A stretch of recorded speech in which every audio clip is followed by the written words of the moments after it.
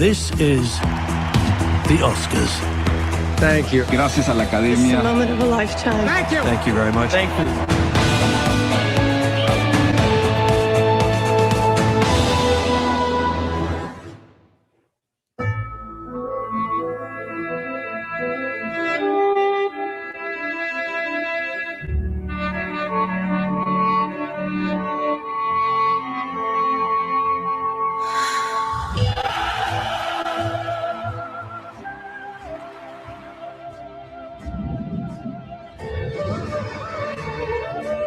And action.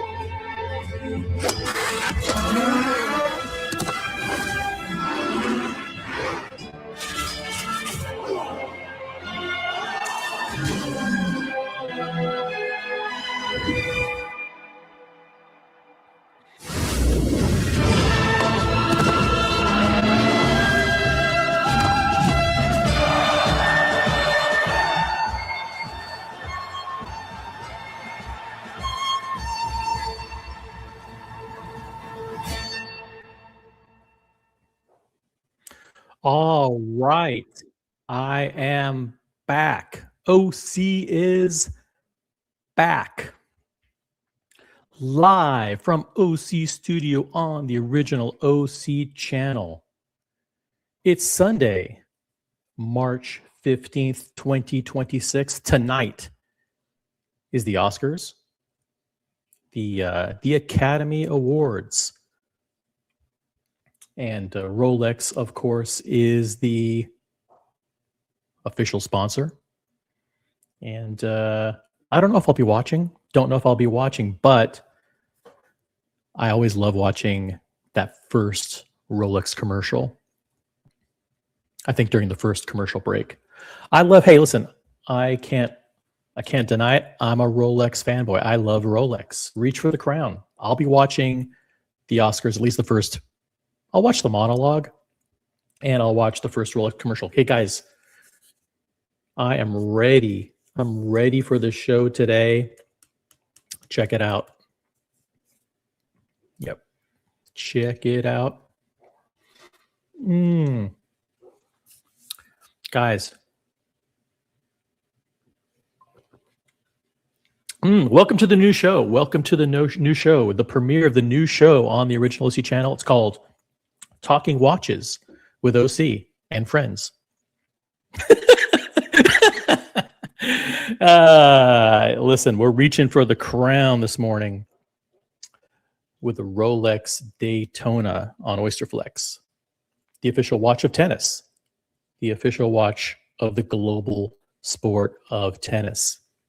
We've got an amazing show today. We have a whole panel of watch experts that will be reviewing, reacting to, commenting on, analyzing, scrutinizing the latest 2026 Rolex predictions from all of the leading YouTubers. So far, we've covered Britt Pierce, we've covered monochrome watches, and we covered, who was the third person? Adrian? Oh, Britt Pierce, monochrome watches, and ID Guy. Today on this program, on the new premiere episode, the new show. It's called Talking Watches. It's a great new show. Talking Watches with starring OC. I'm going back and forth between Talking Watches with original OC or Talking Watches starring original OC. Which one do you think works? Which one do you think flows off the tongue better? Which one is more humble? I think, listen, if I'm being real, I kind of like the sound of Talking Watches starring original OC.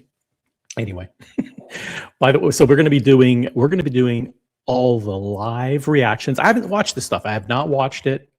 Live first time reaction to the 2026 Rolex predictions by Bark and Jack. That's a guy named Adrian Barker. He's on YouTube. And Theo and Harris. Theo and Harris. And by the way, we will not be covering this, but Monochrome just came out with their 2026 Tudor predictions. And I don't think anybody cares. But I just thought I would just show you that, listen, I will cover Tudor on this channel on rare occasions. On rare occasions, I will cover Tudor. Okay? And now that I've covered it, back to our regularly scheduled programming.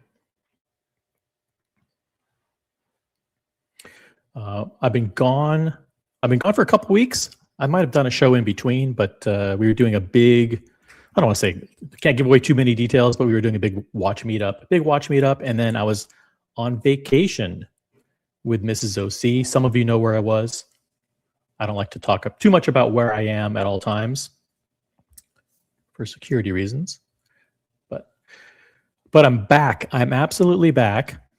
And I'm back with the new daily show, Talking Watches. A completely original concept. We're going to be doing a daily show about watches starting today. On Sundays, we'll be at 10 a.m. Eastern.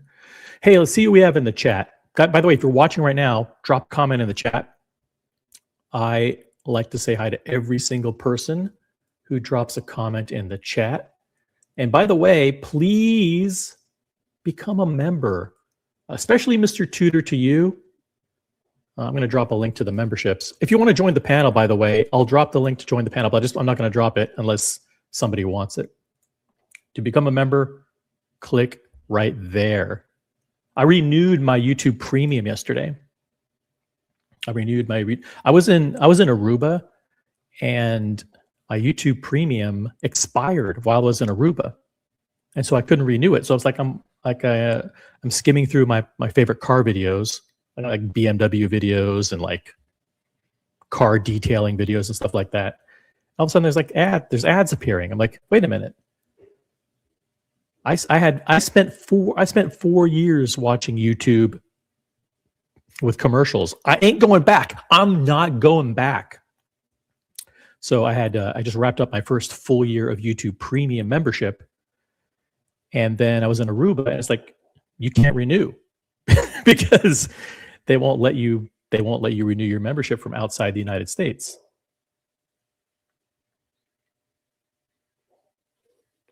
And then I get back to the United States yesterday, and then I go on my phone, and it's like, do you want to renew? Like, re-up your premium? I'm like, yeah, I do. You know the price it gave me? $18.99 a month. $18.99 a month. I said, this is bullshit. I said, these guys, they're like Ticketmaster. I'm not paying it. I refuse. That's what I said. I said, I refuse. And then I actually remembered that if you go on the desktop experience, they offer you annual plans. So I bought an annual plan, and I think I paid like $140.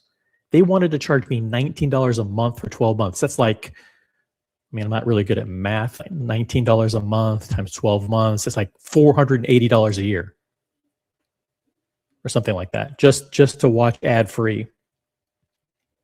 I also use YouTube Music. So I do get other benefits from my premium membership. Mostly it's being able to watch videos in minimized mode, right? So I'm multitasking. I'm like checking on websites, I'm browsing websites and stuff while I'm listening or to videos in the background. But yeah, so listen, guys, I renewed YouTube Premium for only $140 a year, saving like $300 to $400 a year. So I'm back. I'm back. Let's see who's in the chat. I like to say hi to every single person. Look at this. First, SE. SE's back. Not only am I back, but SE's back. It's good to see SE back, as long as he prioritizes family, golf, reading, physical fitness, and all the other things that are way, way more important than watching streams. Watching streams is not good for you. So I highly advise that if you are in any state of, if you're not healthy in any way, physically or mentally, don't watch this show. This is a total waste of time. We're going to be talking about Rolex predictions. Nobody cares. Nobody cares. I don't know what Adrian Barker is going to say. Maybe his predictions are good. Maybe they're not. We're going to react in real time. That's the beauty of it. By the way, a couple of people have sent me this Jizzo Club video. I have not watched it. I think 2 or 3 people have sent it to me. Apparently, it's a doozy. So if people are sending me a clip multiple times, like multiple people are sending me stuff, chances are it's like super cringeworthy. So I don't know if I'm going to play it. He doesn't need any free promotion from me. The last thing I want is that guy, getting I don't want him clout chasing off of OC's very popular celebrity name, like I'm doing with Adrian Barker and Theo from Theo and Harris on today's show. I'm allowed to do that. But yeah, we're gonna review Theo and Harris's latest video, which is kind of weird. It's weird. He doesn't look like himself. It looks like it's AI generated. It doesn't even look like Theo. It's crazy. We're gonna have to put it to a poll, because I don't even think he looks like, I don't think it's him. I think he created like an AI version of himself. And then Adrian Barker, like his predictions are always, who really watches him anyway. But we'll watch his predictions. We'll react in real time. SE, thank you for being a member. And most of the people in the chat are not only members, but good friends, like SE, like Logan Hall, star of Logan Hall's Grill Streams. He's a member. Yes, SE Beach. You got Ryan Singer from Puerto Rico. We love Puerto Rico. Upvoted. Ryan's not a member because he's on Android, and he also doesn't use American currency. He uses like stuff that's on the dark web. I'm like, hey, Ryan, let's you owe $160 for your part of the bill. Actually, by the way, Ryan treated me to a really, really nice dinner a few weeks back. That was super nice and generous of him. Ryan, thank you for dinner, man. That was awesome. He took me to a very expensive place. I picked the place, and then he ended up paying for it. Super cool guy. It was like $800. $800 for like a plate of pasta and 2 Diet Cokes. It's insane. I'm glad he paid. He was suffering. He had a shoulder injury. I'm disclosing, by the way, private, confidential medical information. He had a shoulder injury, and he was but he still came all the way down 57 blocks to meet me at Babbo, which is a former Mario Batali restaurant. He spent a fortune on dinner. Super nice guy. And that's why he's not a member, though. We've got Ramesh Akhtar. Ramesh Akhtar, welcome to the channel. Make sure you're subscribed. Make sure you have notifications enabled. OC, will you be in Geneva this year? It depends if I can raise funds. No, of course I am. Listen, one thing we will not be doing on this channel, we will ask people to become members, because I believe that's a show of support for what we do here. Become members because I want everyone to have access to the members only content, members only streams, etc. But no, we will not be asking for anyone to super chat for the sole purpose of funding my flights, which are economy, by the way, economy flights to Geneva for Watches and Wonders. I will be in Watches and Wonders. I will be in Geneva. If you want to meet up with me, I already have like a bunch of people who I know on Instagram who reached out to me who want to meet up. Reach out to me. I mean, my schedule, I don't lock in stuff in the schedule. So This happens a lot. So like, here's my little caveat. If you reach out to me and you try to figure out where I am and you want to meet up, and if for some reason we are not able to, please, I'm warning you now, caution. My schedule is very fluid. I don't know where I'm going to be. I can't commit to meeting with anybody or everyone. I know lots of people want to say hi, they want to take a picture, blah, blah, blah. I get it. I want to take a picture with you. I want to meet you, but sometimes it doesn't work out. Don't hold it against me. I know some people take it very personal. Sometimes I've said like, I'm going to be here or there or there or there, and I'm going to do this, I'm going to do that, and so on and so forth. And on the same token, I'm going to do this. And it doesn't work. It doesn't work out. Not because I don't want to see everybody. It's because I don't make a lot of plans. So yes, I will be at Watches and Wonders for, I think this is the 5th. Is this the 5th year in a row? Holy shit. 2026, 2025, 24 I was there, 23 I was there for sure. I might have been there 22. I can't remember. I'm old, guys. I'm old. I don't know. But if you'll be there, I'll be there. How about that? Hey, John D in the chat. Early stream today. Woohoo! Yeah, 10 a.m. stream. The new daily show, Talking Watches, will be starting at 10 a.m. on Sundays and then at different times throughout the week. Will I be, and by daily, do I mean every day of the week? No, I mean just like it's a daily show. Like if I wake up and I think like, hey, I'll do a show today, then it's a daily show. Doc Mick in Florida is in the chat. Part of the Florida crew, member of the channel. Thank you for being a member. Appreciate that. Always stand by my members. Got Psych Student, Minnesota. Now, if you're really a student, don't become a member. Save your $9.99 a month or $25 a month, whatever it is. I can't remember what the memberships cost. Hello, OC and gang. If you're really a student, don't spend your tuition money on memberships. Hello, OC and gang from LA, from Los Angeles, heading out on a cruise this afternoon and still off on time zones. Great to be with you. Good to see you. Psych student, good to see you here. Let's see here. Let's see who else. We got Julius Caesar, member. Morning, OC and everyone. Yeah, that's a very nice greeting. Very nice greeting in the chat. We're going to get to, should I put it up on the screen? Let's put it up on the screen. Nope. No, I'm not going to do this. I'm not going to be taunted or pressured into covering Tudor. Sorry, can't do it. But I will be covering this. Yeah. Here we go.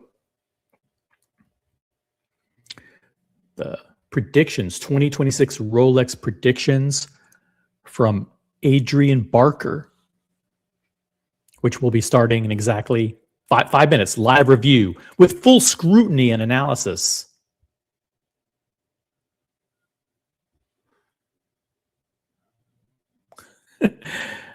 Great Gatsby, the Greater Gatsby, member of the channel. Welcome back, OC. Congratulations on the premiere of Talking Watches.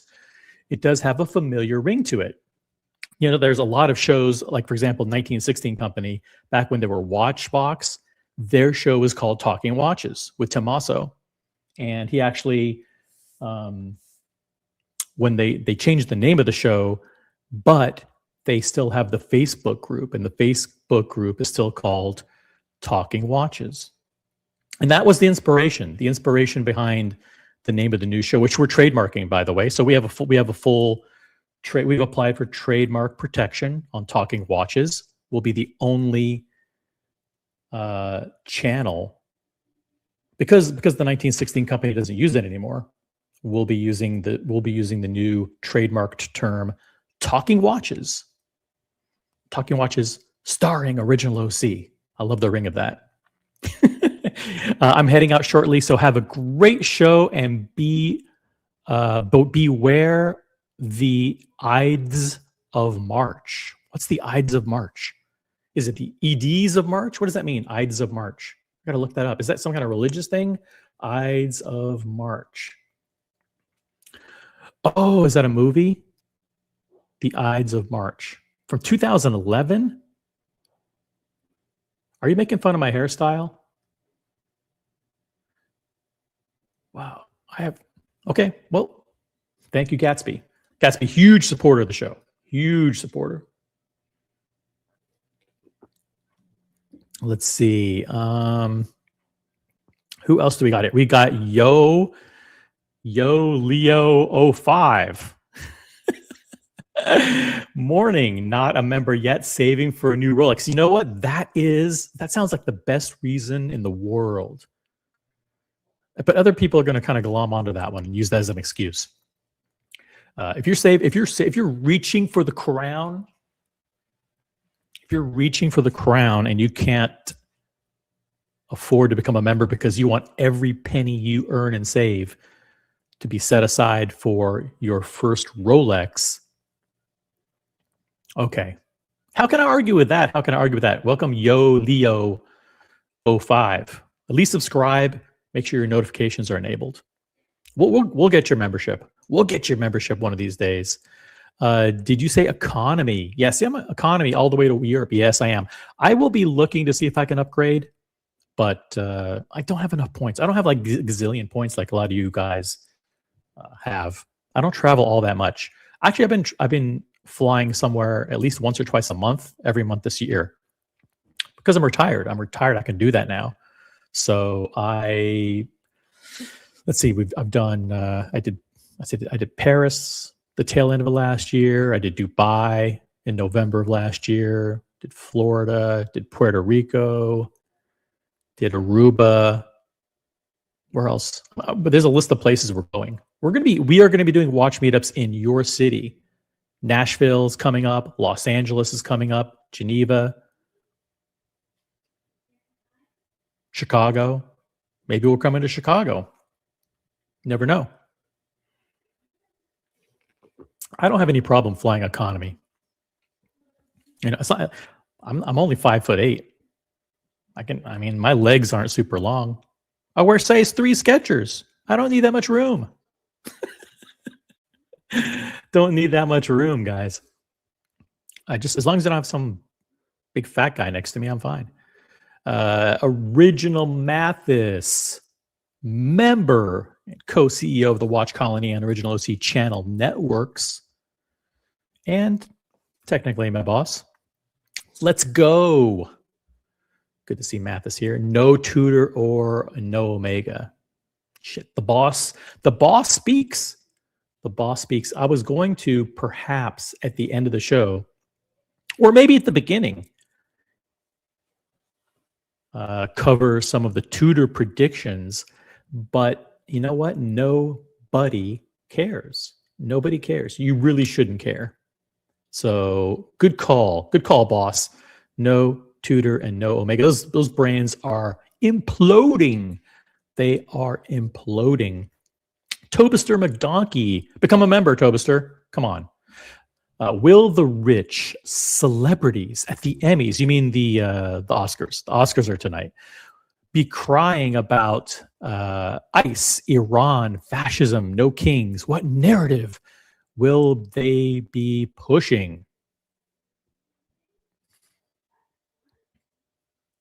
No politics. Try and stay away from politics. Nobody knows the politics of OC. You know that? I've been on YouTube for what? 4 years? Maybe 5 years? 4 years? No one can peg the politics of OC.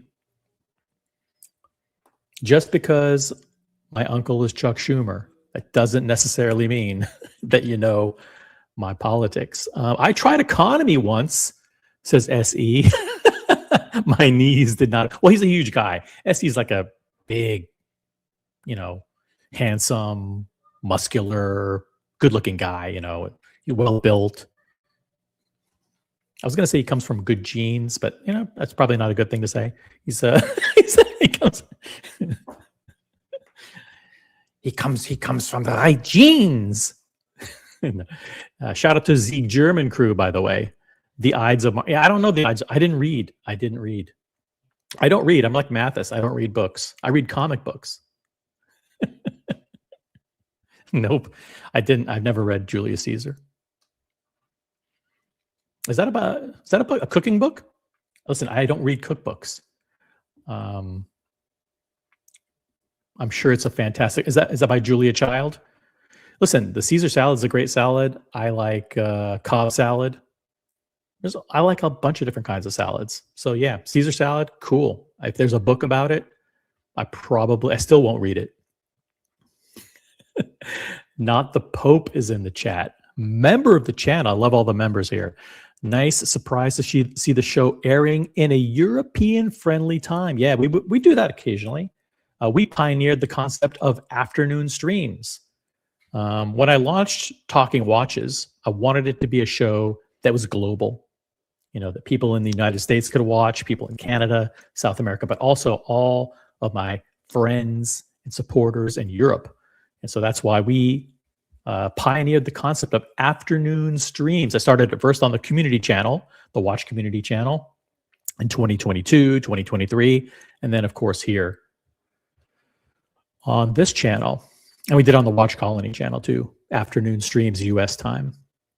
Another original concept brought to you here on YouTube. Let's see. Who else do we got here? Let's see. It's economy. It's not a con. It's a very affordable class of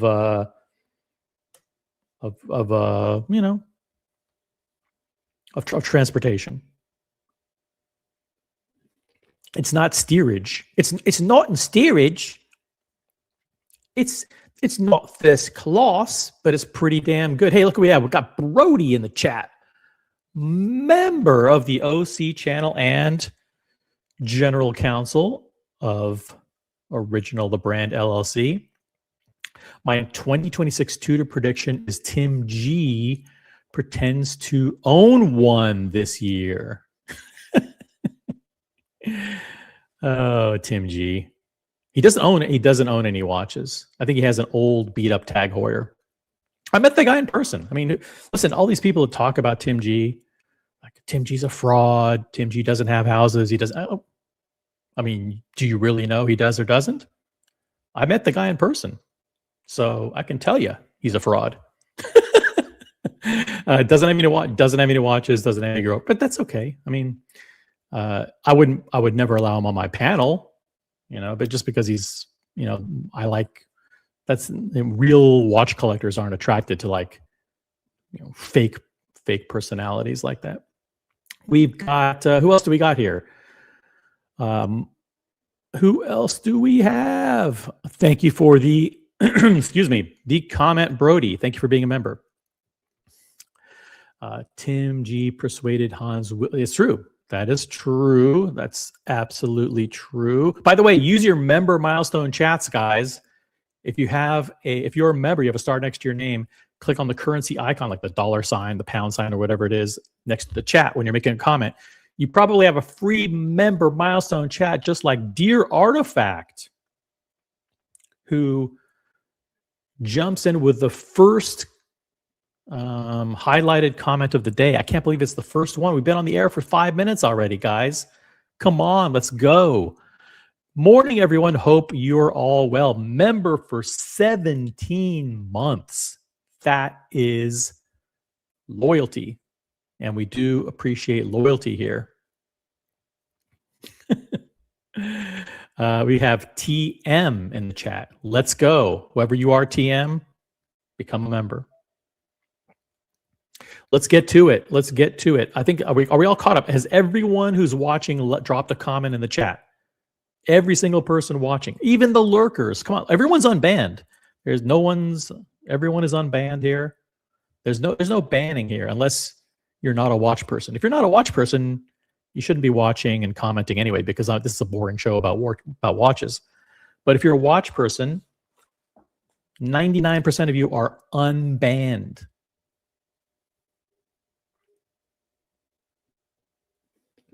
Keep your comments clean. Look at Tobuster McDonald. He's not a troll. We got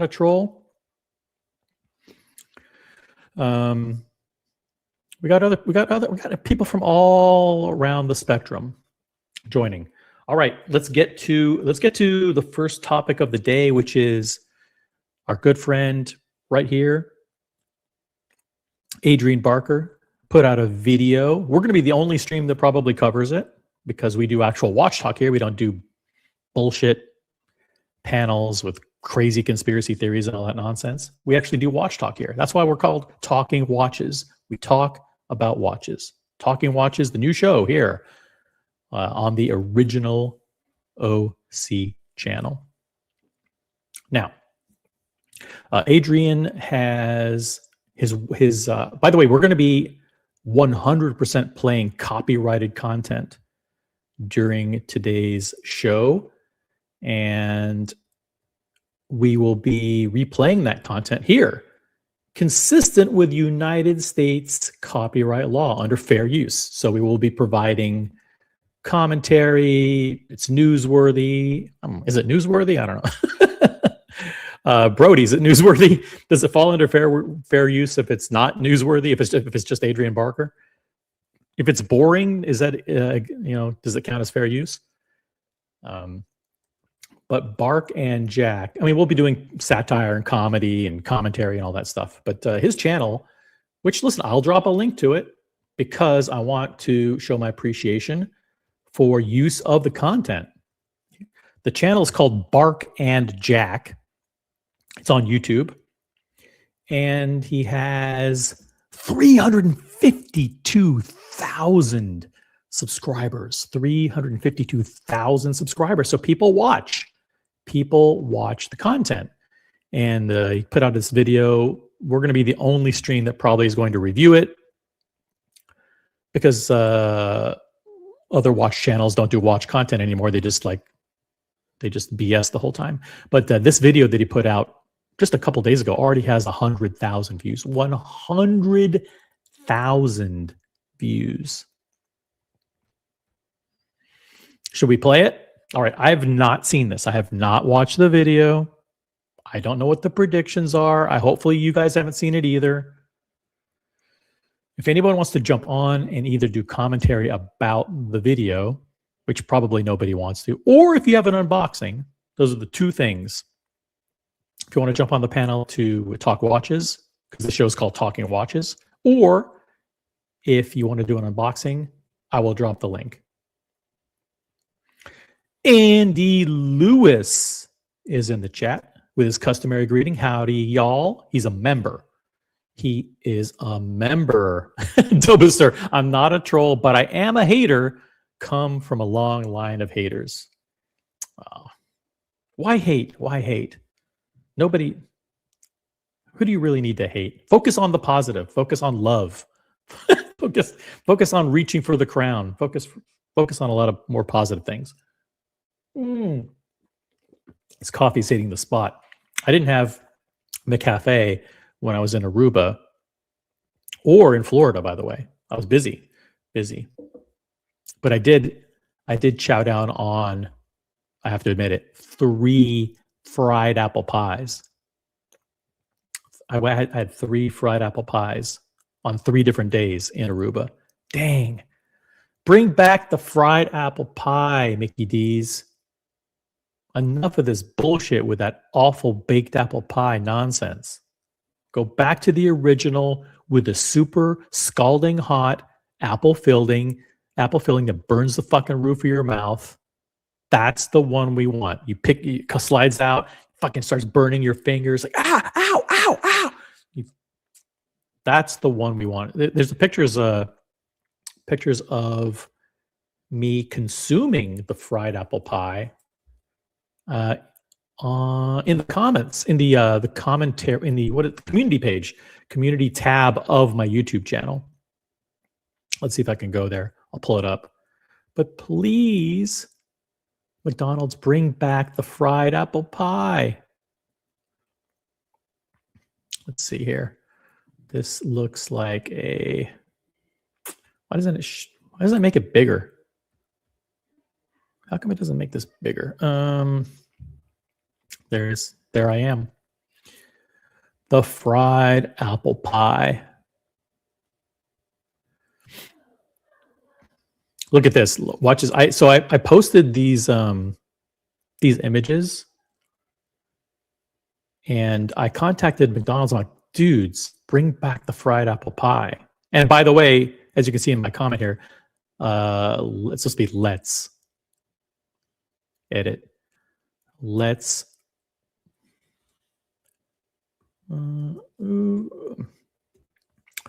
bring back the McDonald land cookies too. Yeah. And here it is, the delicious fried apple pie with the scalding, burning hot filling. That's the filling we want. We don't want fucking lukewarm, room temperature fucking apple pies. And there's me in front of the McDonald's in Aruba. Very nice. And look at this. This is the post from McDonald's yesterday. Bring back the fried apple pie. Get it? Yeah. Love the fried apple pie. All right. Back to the video. Now, this is a short video, so it's only going to take maybe 4 hours to get through it. I think it's like a 3-minute video. 3-minute video. So you should be able to get through it if we pause it every 2 seconds and then do 1 minute of commentary. We should be able to get through this 3-minute video in about 2.5 hours. So buckle up, strap in, grab a cup of Joe, grab your McCafe, and let's get to it. Adrian Barker's 2026 Rolex predictions, live reaction, live review, live commentary, live analysis, no holds barred, begins right now. After we say hi to not the Pope. When I see Adrian having coffee from this tin mug, something in my Southern European brain dies. That's his signature thing. Like he's got that mug, and the mug has the name of the brand on it, Bark and Jack. I could have like photoshopped it out. I could have said, listen, we're not playing any. I could have zoomed in. It's all right. Well, free promotion. He doesn't need it. He has 352,000 subscribers. The guy, he's a powerhouse. Now his videos are boring, but maybe this one will be really good. Maybe this one will be very, very, very entertaining. Hey, we got Helgestron in the chat. Helgestron, become a member. He does good pictures. He's always doing pictures of his Carmen Gia and a lot of black and white photos. He's a good photographer. Helgestron on social media. The McDonald's fried apple pie. This is a fast food trivia courtesy of Helgestron. The McDonald's fried apple pie was invented by franchisee Lytton Cochran from Knoxville, Tennessee. He has since passed away, but was a personal friend of mine. Is that true? Wow. If that story is true, that's amazing. So there's people who invented, like in the watch world, invented the natural escapement. There's people who invented like nuclear fusion. But the person who invented the fried apple pie at McDonald's, that guy's a freaking genius. That guy should get like the Nobel Peace Prize, as far as I'm concerned, because that's culinary achievement at the highest level. So congratulations on having a friendship like that. That's cool. Cool story. Thanks for sharing with that. Thanks for sharing. Appreciate it. Sammy's in the chat. Bring back the McRib. McRib, they bring it back for a limited time only. It doesn't perform well as a regular item on the menu. It only performs well as a limited item. Fried apple pie, though, and McDonald Land cookies. Bring back the fried apple pie at $1.99 and the McDonald Land cookies at $2.50. I guarantee you the McDonald Land cookies, they're so good. So good. Bark had his coffee mug surgically glued to his hand. No, I believe there are shots. I believe there are shots of him where he puts the coffee mug down. Well, I'm going to watch it closely. I'll watch it closely. Logan, I will pay very special attention to if he puts the coffee mug down. Let's get to it, guys. Bark and Jack, we dropped the link to the channel in the chat. We will be playing copyrighted material.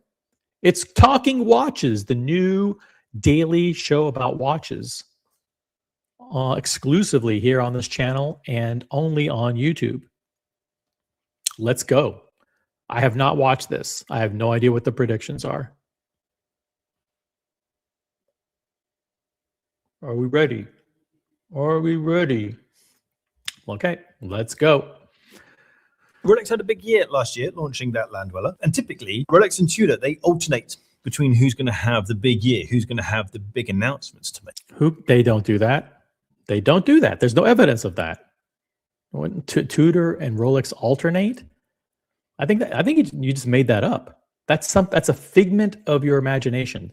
I think we have to stop with these stupid preconceived notions in our head. These rules that we've put on we've imposed these weird constructs that, oh, well, this year it's Tudor's year and then next year it's Rolex. They don't do that. There's no evidence of that.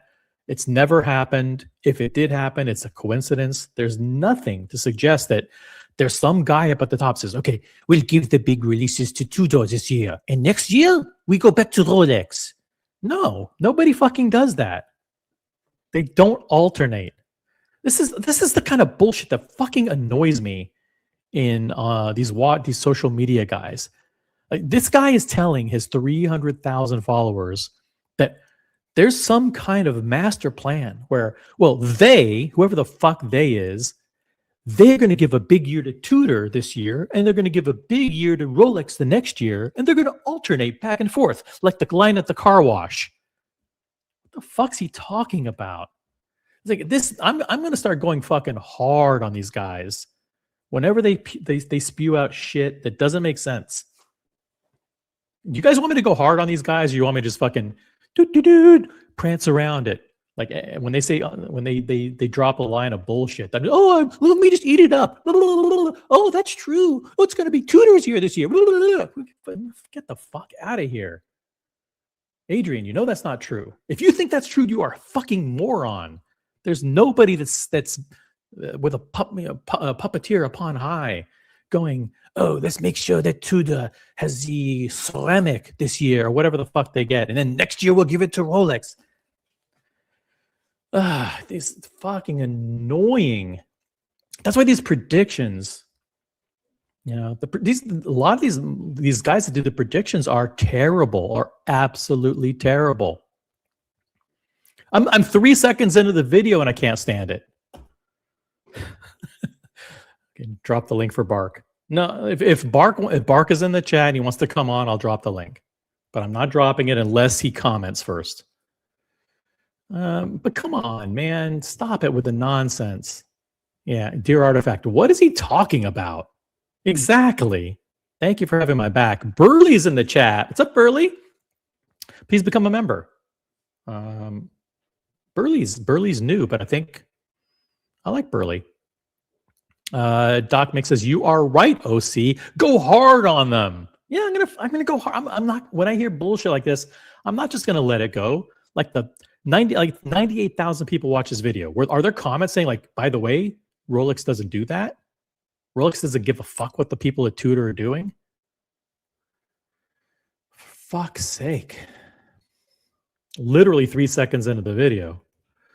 Rolex had a big year last year launching that Land Dweller. And typically, Rolex and Tudor, they typically not, you fucking idiot. They don't do that. In your mind, you're making it up. Nobody pays attention to Tudor.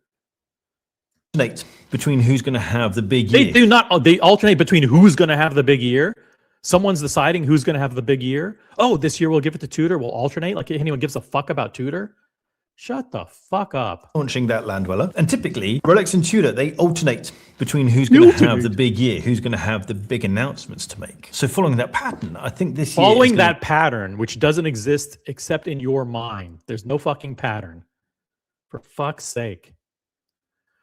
Have the big year, who's going to have the big announcements to make. So following that pattern, I think this year is going to be Tudor's year, especially... Oh, fuck. Oh, but because of that, it's going to be Tudor's year.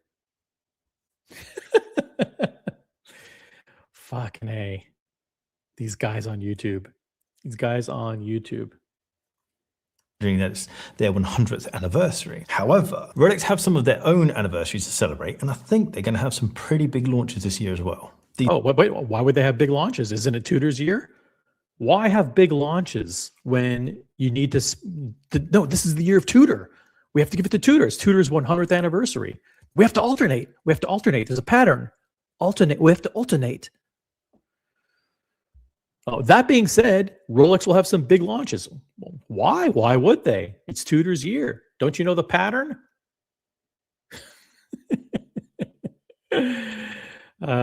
Brody with a prediction of his own. I predict McDonald's will offer a red, white, and blue McFlurry during the United States' 250th anniversary this summer. That's a good prediction. I'd like to see that.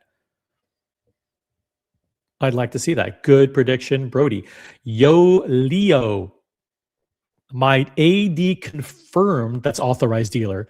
In this is what's known as the my AD said blank statement, which occurs 10,000 times a day on forums and discords and social media every single day. My AD said ... blank space, and 99.99% of the time what the AD told you is a lie. Okay? Now, in this case, it may be true. Let's read on. My AD confirmed yesterday that they cannot take any new Pepsi reservations. Okay, so that's the GMT Master 2 with the red and blue bezel. Also, all but confirmed bringing back they don't know, bringing back a colorway such as the Coke or all black. Also thinks a 38 millimeter size may be possible. Okay, so let's call out the bullshit. Yo, Leo, welcome to the show, but we're tough. We do tough love here, okay? We go hard. Now, those are lies. ADs don't know anything. They don't know anything. Simple as that. Okay? So chances, what happened is people watch this channel and then they repeat it to other people. Those people repeat it to other people. Then they repeat it back to other people, and it becomes a rumor. Okay. Now, if your AD doesn't want to take Pepsi reservations, were they told that, or they're just not doing it? And my AD thinks that the Coke's no one knows if the Coke's coming back or not. Okay. But I appreciate the comment. But ADs know zilch.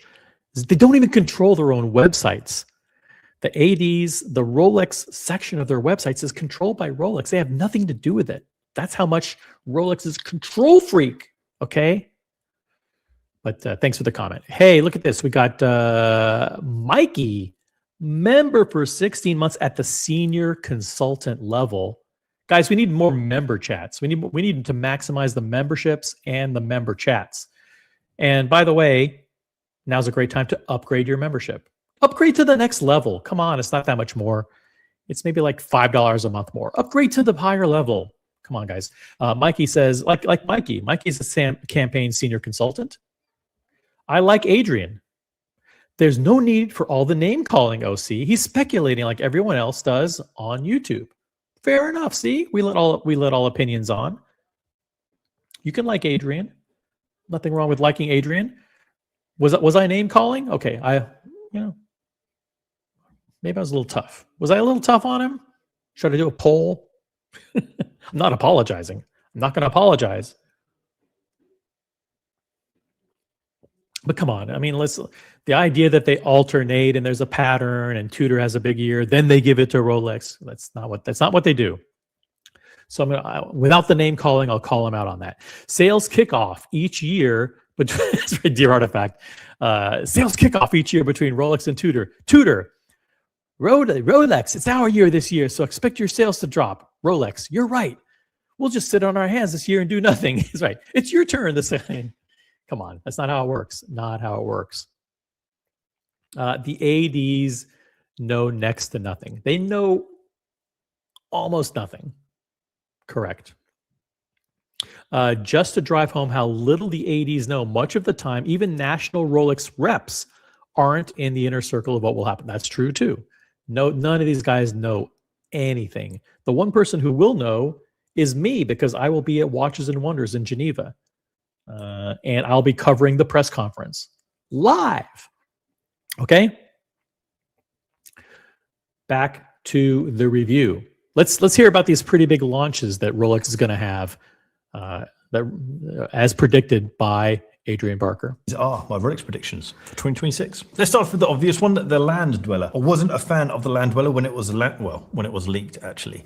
But when I saw the press images, I thought it just didn't do much for me until he's not a fan of the Land Dweller. Okay, that's a perfectly legitimate opinion. He wasn't a fan of the Land Dweller until but when I saw the press images, I thought it just didn't do much for me until I got hands-on with it. And that thing just hugs your wrist. It's so slim in the case, and then the bracelet just drapes. It's a very silky bracelet. It's a very silky, supple bracelet. I have my issues with the dial. There's a lot of stuff going on, a lot of funky stuff with the Arabics and the pattern on the dial, and then the rehot. The rehot's a big thing for me that I don't think I'll be able to get past. But the bracelet in the case, top notch. And the movement, by the way, people underestimate. People don't talk about how incredible the movement is. Engineering it. If I cared about movements, I'd go on and on about it. I'd actually learn and read about it, but I don't. So. Around your wrist. And so I've grown to really love this format of a watch, and I feel like that's where the range extension starts. The dials that they launched, I don't think they were all that commercial. I feel like they purposely launched this Okay. So he doesn't love the dial. What he says that they purposely launched, let's see what he says here. I haven't watched this. I think they were all that commercial. I feel like they purposely launched this contrast between fancy and sporty dials, and I feel like they did that on purpose so the watch didn't go absolutely crazy. They could get used. I don't know if they designed this dial to be a combination of luxury and sporty, as Adrian says. I just think that they tried to make sure that it had throwbacks to the past, and also things that were iconic to the Rolex DNA, like that 6 and the 9. That's kind of an explorerish kind of look, rather than just plain batons. It's got the fluted bezel. It's got the Oyster quartz case. It's got the flat Jubilee bracelet. It's a throwback. It's like a retro mod. It's like an updated version of an old watch. So I think they tried to do that. I don't think they were intentionally trying to go for. I think the watch being an integrated steel sports watch, that in and of itself is a mixture of sport, elegance, and luxury, right? I don't think they were trying to achieve that amalgamation with the dial. Does that make sense? But, everyone's entitled to their opinion. Adrian's not crazy. At least this isn't a crazy notion. Dials, and I feel like they did that on purpose so the watch didn't go absolutely crazy. They could get used. Well, the watch did go crazy. There's a lot of shit going on here. There's honeycomb designs. There's fake guilloche pantograph lines on the dial.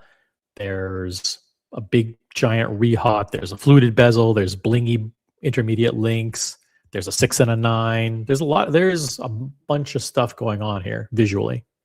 Dials, and I feel like they did that on purpose so the watch didn't go absolutely crazy. They could get used to mass producing this watch, and I feel like this year is going to be the year where they launch a more commercial dial offering, perhaps more.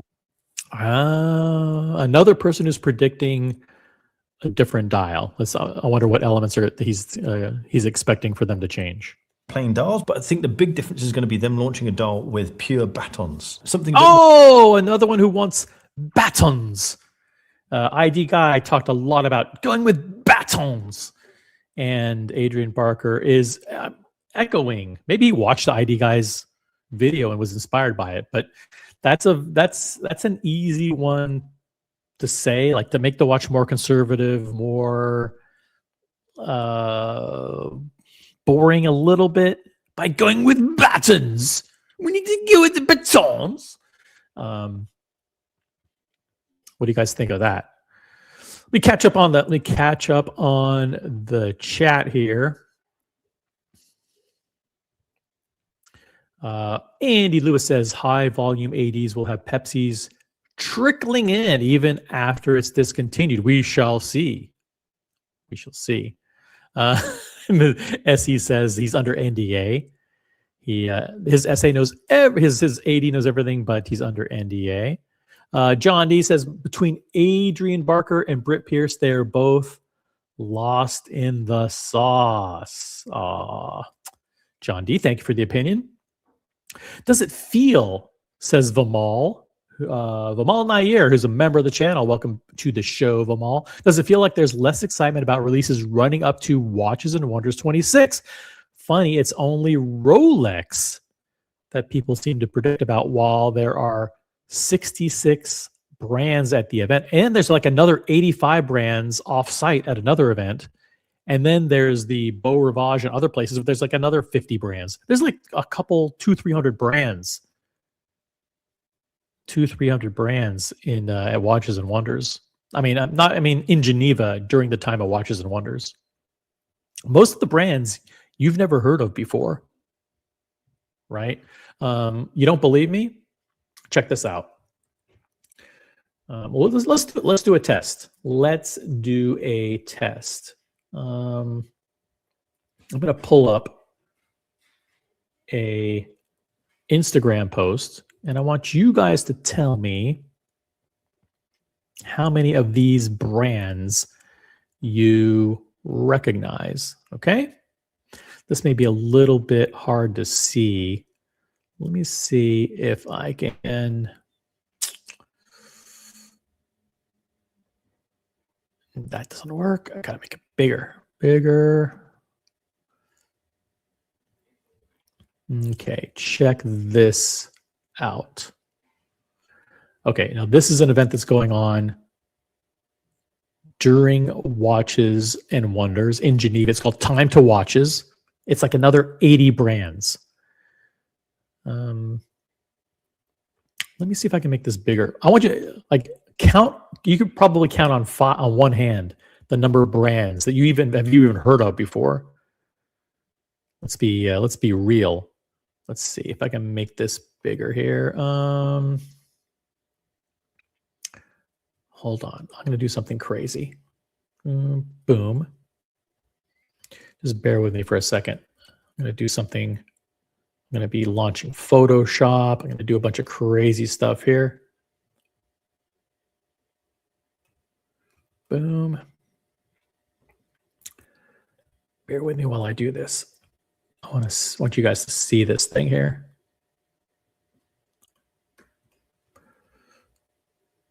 And drop that in here. Nope, can't do that. Crop, and then let's save that. This will be worth it, I promise.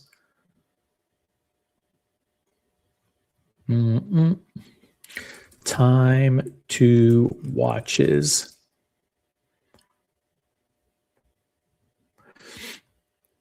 Then I'll open it up and drop it in here. All right. Dun, dun, dun, dun, dun.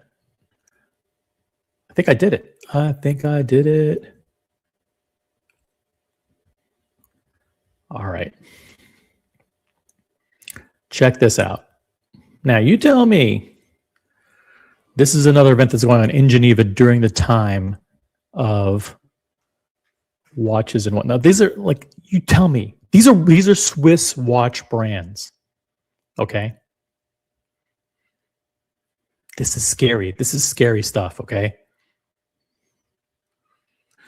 I want every single person watching right now, go through this list, and if you recognize one, raise your finger, and then when you're done, when you've gotten all the way to the bottom, tell me how many of these brands you actually know. Like, I know some of you guys go, oh, like Nevada Grenchen, I've heard of that. Yeah, but you don't know any of their watches. Don't lie and say you know them when you don't. Just because you heard their name before.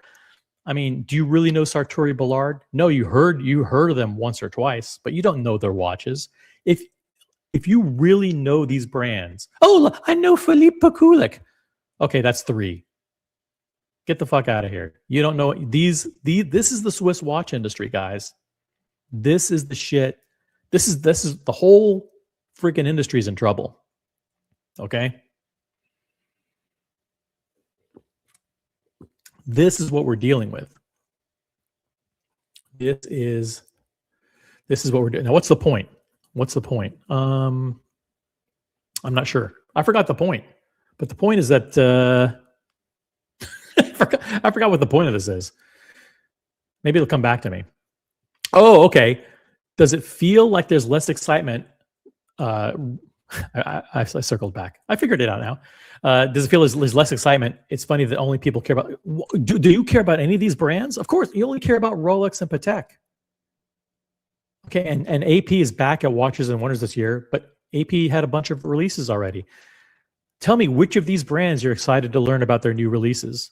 Get the fuck out of here. Come on. So there you go. What we care about is the Lanzuela with batons. They're going to put it on batons. That's like ID Guy. Someone said like ID Guy's from South Africa. He's not British. So don't do a British accent. Do a South African accent when you're doing ID Guy. I don't know how to do South African. I'm just got to go with British, man. It's going to do it on the baton. We're going to see a dial with baton. All right, back to the video. Anyway, so there's a lot of crazy brands. We don't care about those brands. We only care about Rolex. And I feel like this year is going to be the year where they launch a more commercial dial offering, perhaps more plain dials. But I think the big difference is going to be them launching a dial with pure batons, something a bit more symmetrical and something that's a bit more uniform. So I feel like this year is going to be the year that they launch a dial format that is going to be hugely popular, the one that everyone wants to get. They could also extend it. Oh, really?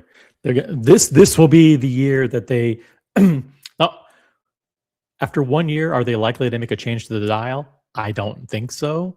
I hope that they do. Because the first one's very polarizing. Okay, the one all the way on the left with the 6 and the 9. Get rid of it and make it a collector's item. Make it like it ran for 1 year only. It becomes more collectible that way. Even though it's ugly, it was the first year that it came out, and it was the first year of the model. And you discontinue it, you discontinue that dial, you get rid of it. And you come out with something that's a little. Listen, I talked about this last week. The Code 1159 came out with all kinds of weird Arabic numerals too. They got rid of them. There's a reason why people like baton, because it's timeless, it's classic, it's elegant, it's mature, it's conservative. Just go with the baton. But I think the big difference is going to be them launching a dial with pure batons, something a bit more symmetrical and something that's a bit more uniform. So I feel like this year is going to be the year that they launch a dial format that is. Now he's showing a black dial. It's just a lot cleaner without the 6 and the 9. There's no doubt about it. There's no mistaking it. It's a lot cleaner. Going to be hugely popular, the one that everyone wants to get. They could also extend it to do yellow gold, because at the moment they've got it steel. Yellow gold. They could extend it to yellow gold. Okay, so right now they have a steel, they have rose gold, and they have platinum. And he is saying that they could. Is this a official prediction, or is he just kind of like floating trial balloons here? Like they could do this and they could do that. I want to hear rock solid predictions. Does he think they're going to do yellow gold or not? The one that everyone wants to get. They could also extend it to do yellow gold, because at the moment they've got it steel with white gold, they've got rose gold, and then they have steel with white gold. Okay, so steel with a white gold bezel, which is they call white Rolesaur, which is a dumb name, but basically it's a steel watch. To do yellow gold, because at the moment they've got it steel with white gold, they've got rose gold, and they have the platinum version. Platinum. Next up, let's talk. Okay, so is that an official prediction from him or not? It seemed a little wishy-washy. Let's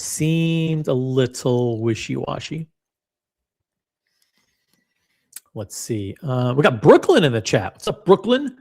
Brooklyn 10-9-52. It's boring. Listen, this show has never been exciting. I know it's boring, But listen, here on Talking Watches, it's just pure boring watch talk. So it's gonna be boring. Let's see what else we got here. I want to say hi to every single person in the chat. Hey, PG is in the chat. What's up, PG? Did I miss anybody else? PG, become a member. PG. Oh, PG is a member. Cool. Thank you for being a member, PG. I love it. I love it. Dear Artifact says this won't happen, but it would be awesome if they mothballed the name. Good point. And made it something else. Then anyone who owned one of the models with the Land Dweller on the dial would have a real collectible. That is an awesome idea, Dear Artifact. I love that idea. Get rid of the name. Don't admit that you made a mistake, but just get rid of the name and come out with something else, like the Rolex Cosmopolitan or something. Anything is better than Land Dweller. It's a terrible name. It was their first mistake, is calling it the Land. People literally, when they heard that, said, "That's not it. That's got to be AI. That's got to be a false rumor."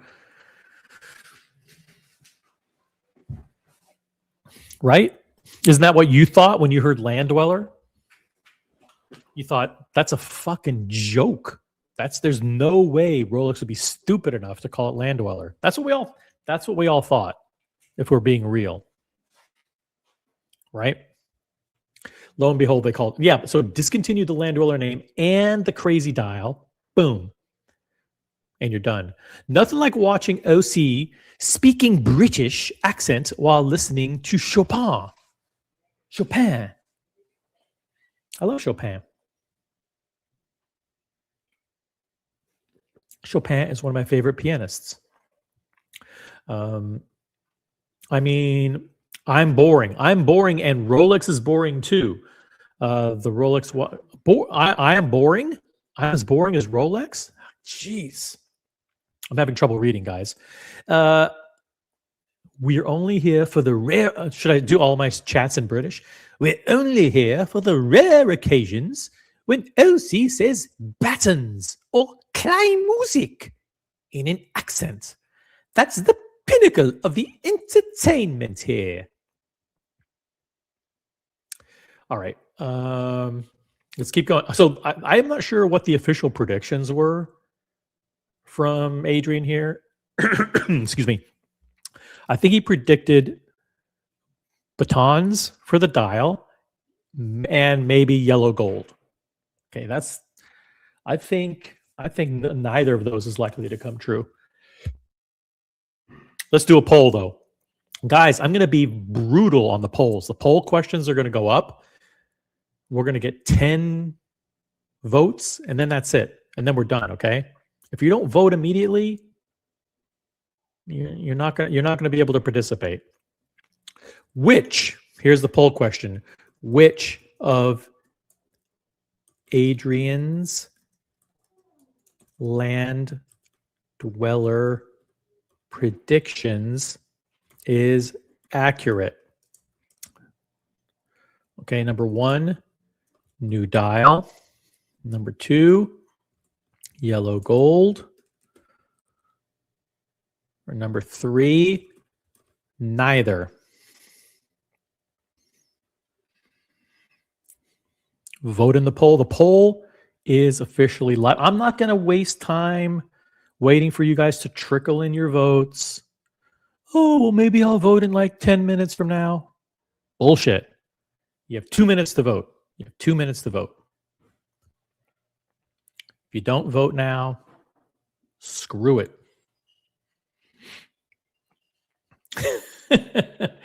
I love this. If OC continues to speak British, he will replace his omelets with beans on toast every morning. No, that ain't gonna happen. It ain't gonna happen. Got Aussie Expat in the chat. What's up, Aussie? Brooklyn says you did not read the message wrong. You did not. I didn't read. I read your message Wrong. So I am boring. That's tough. That's brutal. I know I'm boring. Don't have to rub it in. Jeez. Talking Watches is a boring show. Listen, guys. Welcome to Talking Watches, the new daily show about watches. I'm going back and forth between the names. Should it be Talking Watches? Let's listen to these two. Listen to these two versions of the name: Talking Watches with original OC. Talking Watches starring original OC. They both have a pretty good ring to it, don't you think? Or how about Talking Watches starring OC and friends? That'd be a cool name. Except but no one ever joins the panel. And there are no. Are you guys friends in the chat? How many friends do I have out there? All right, let's set the poll is. How many people we got voted in the poll? We have room for 3 more votes. If you haven't voted in the poll yet, vote immediately. Which of Adrian's land dweller predictions is accurate? Which of his predictions will come true? A, new dial. B, yellow gold. Or C, neither. I could have put both. I forgot to put both. And we're ending the poll. Boom. Which is neither 44%. Okay. And 39% of you say that the land dweller will get a new dial. You agree with Adrian that land dweller will get a new dial. 39% new dial. 44% said neither. Okay.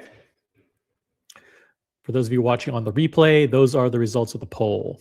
Back to the action. Talk about the Oyster Perpetual.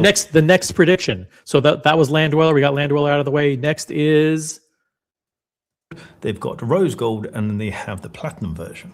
Next up, let's talk about the Oyster Perpetual range. Oyster Perpetual. The Oyster Perpetual range. Now, I feel like this is a range that Rolex have created to be the collectible. OC and Co. It's kind of like Tiffany and Co. Right? OC. I could see a logo, like an OC and then a CO, like like a mirrored reflection of itself, like the OC reflected back on itself. OC and Co. Get it? Look at that. Original Mathis. OC and Co. I like a Doc Mix version with the ampersand. It reminds me of Tiffany and Co. We're on to something here, guys. I knew that crowdsourcing this idea would get it done. Starring sounds better. Starring OC and Co. I like it. Range. And from the point of you buy lots of them. There's so many different color options that I can see people having a whole cluster of these watches. And to keep that concept going, how many do people really have a bunch of these watches? Like, I know that's something that, this is another one of those things that I want to challenge. I know that a lot of us say like, oh, people collect them all. It's cool. It's smart for them to come out with so many colors because then everybody gets to buy 10 of them. But the reality is nobody buys 10 Oyster Perpetuals. Are there a few mega collectors that collect every single color? Sure. But the idea that this is a collectible, this was designed as a collectible range, a collection of watches that come in so many different colors that you have to collect them all. I don't think that that's really Rolex's strategy. Do people do it? Some people do it. Yeah, there's some freaks out there. Freaks that want to collect every single thing. I get it. 99.99% of us don't do that. We just wait for the color that we like and they go, oh, holy shit, they came out with pistachio? That's cool. I'm finally going to pull the trigger on one. Or pink or beige or whatever it is. It's like they finally come out with a color that you like and then you end up getting it. And from the point of you buy lots of them. You don't buy lots of them. Nobody buys lots of them. People only have one at a time. At best, you trade one for a different color. No one has multiple of these. If you have multiple of these, raise your hand in the chat. Nobody has multiple Oyster Perpetuals, modern Oyster. You might have an old one and a new one. That's the extent of it. So many different color options that I can see people having a whole cluster of these watches. And to keep that concept going, Rolex needs to introduce new colors. And so maybe they're going to discontinue a cluster of colors and reintroduce new colors. But there's another element around. It's okay. Is that a prediction? He says maybe they're going to do this. Maybe they're going to discontinue a cluster of colors and reintroduce new colors. Didn't they just do that last year? Okay, guys, I'm old, so like my memory is foggy. But didn't they last year just introduce a whole bunch of colors? Like in the 41 millimeter size, they introduced pink and lavender, and then all these colors are new. The beige climber, pistachio. There's another one. What's lavender? Whatever it is. These are all new already. What is he saying? They're gonna drop colors and introduce new colors again? This is exhausting. It's exhausting listening to these guys with terrible predictions. Who else? Is everybody in the chat good?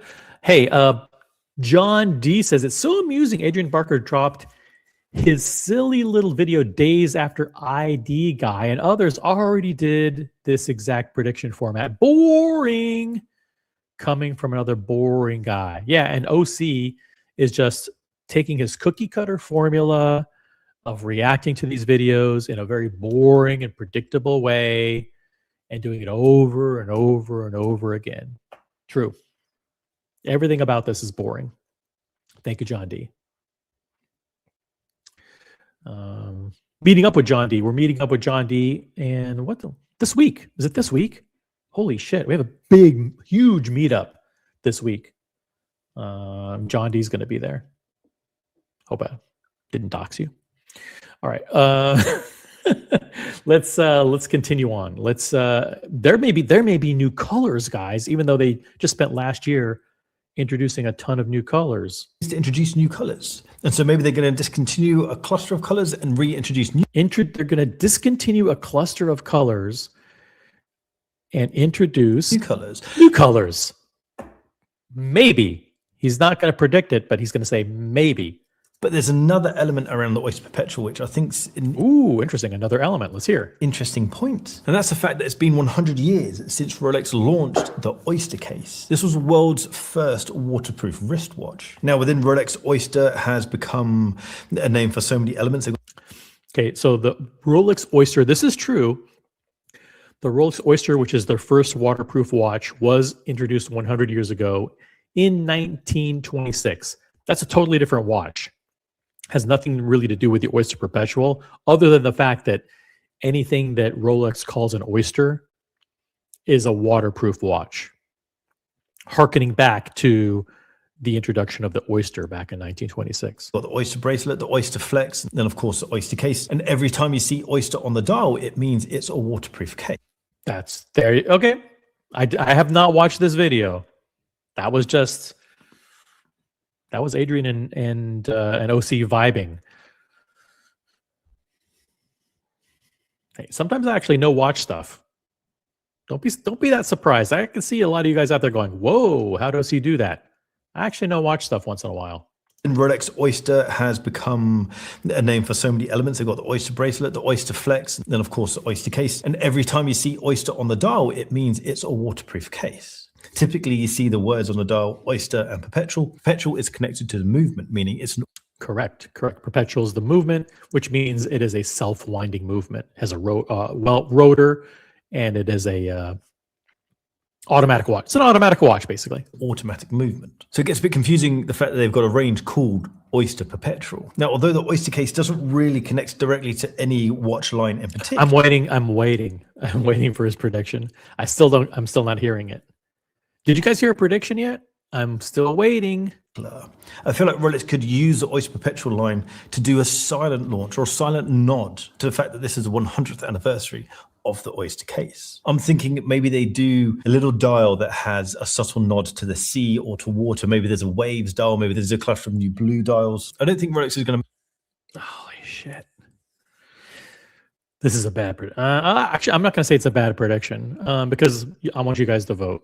to the sea or to water. Maybe there's a waves dial, maybe there's a cluster of new blue dials. I don't think Rolex is going to make a big thing about this anniversary, but I do think I don't think they're going to do a big thing, but they're going to come up with a whole bunch of new dials for the Oyster Perpetual that have waves and sea to honor the 100th anniversary. They're not going to make it a big deal, but they're going to come out with a bunch of new dials for the Oyster Perpetual. It's time for a poll. It's time for a poll.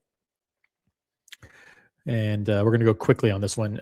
Do you agree with Adrian that Rolex will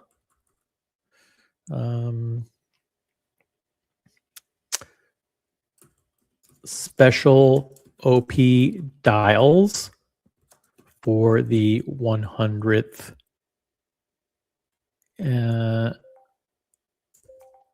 no, don't agree. Simple as that. Boom.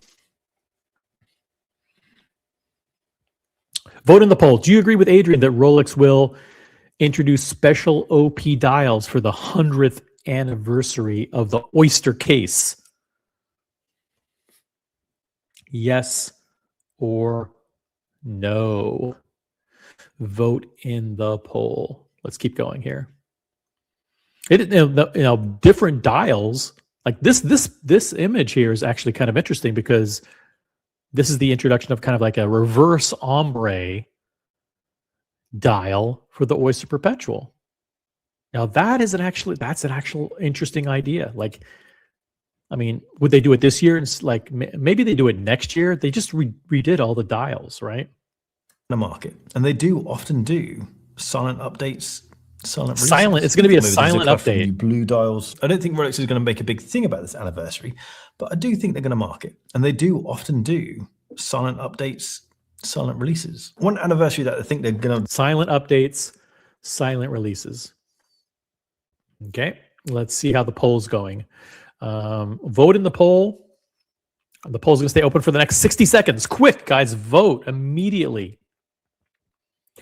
Do you agree with Adrian that Rolex will introduce special dials on the Oyster Perpetual as a nod to the 100th anniversary of the Oyster waterproof case? Yes or no? Quickly vote. 30 more seconds to vote in the poll. And while we're letting the last votes trickle in, let's see. We've got Vimal predicting a meteorite dial.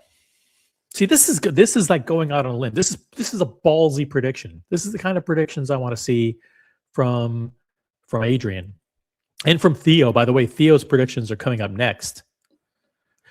I predict meteorite dial on the Oyster Perpetual for the anniversary. Now that's a bold prediction. Is it likely to happen? Who knows? But it's an exciting, it's a bold prediction. I like that. Thank you, Vimal. What's he talking about? Says the artifact. Silent updates and silent releases. Yeah, I don't think they'll make a big deal of it, but they'll silently introduce new dials. He's on the fence about everything. Maybe they'll do this. Maybe they'll do that. I don't think they'll make a big deal, but they'll make a big deal by introducing new dials. But they'll do it silently. I mean, he wants to have his cake and eat it too. They won't celebrate it, but maybe they will by introducing new dials, discontinue a cluster of old ones, introduce new ones, but they'll celebrate it by not celebrating it, and they'll do it in a silent way. So nobody will know. Julius Caesar says, I could see a special dial for the 100th anniversary, but not multiple dial variants. Now, keep in mind, the 100th anniversary is for the Oyster case. You know, the concept of the Oyster waterproof watch.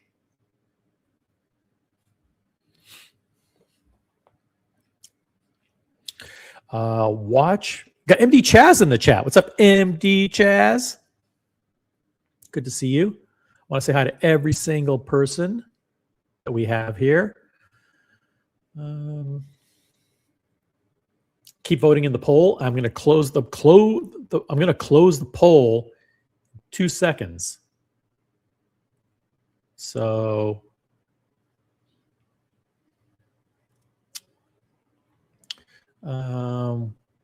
what is this? This is interesting. You came up with this?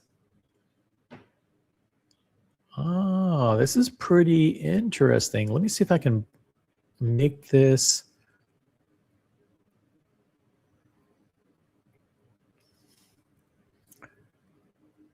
Okay, hold on a second. Hold on a second. Is this just one image? Or is this, this is multiple. I'm just gonna pick a couple of these, okay? And there's so many here.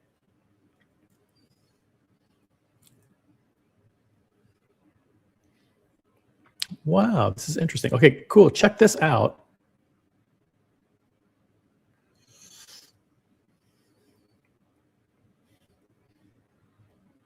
Watch by design. Here is my design for the next new Rolex release. I actually sent this to Rolex, but so far crickets. Again, not a prediction, just my 2 cents. Watch by design. Thank you. Become a member, by the way. So you designed this yourself. I also have another version here that you did.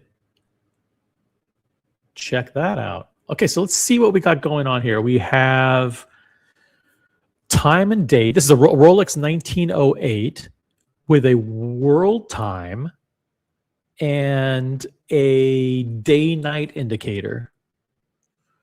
Okay, so day-night indicator is integrated into like an AM PM indicator for the regular hours. You have small seconds, and then you have some kind of world time indicator. How does that work? That's pretty cool. That is pretty cool. Good looking design, actually. And then here we have, let's see, this is in green. Where's the indicator of the, what's the thing pointing to the, is it, oh, at the top, is the top basically the world time? Like, so this would be Paris. You're in Paris time. Very cool. These are actually pretty good looking designs.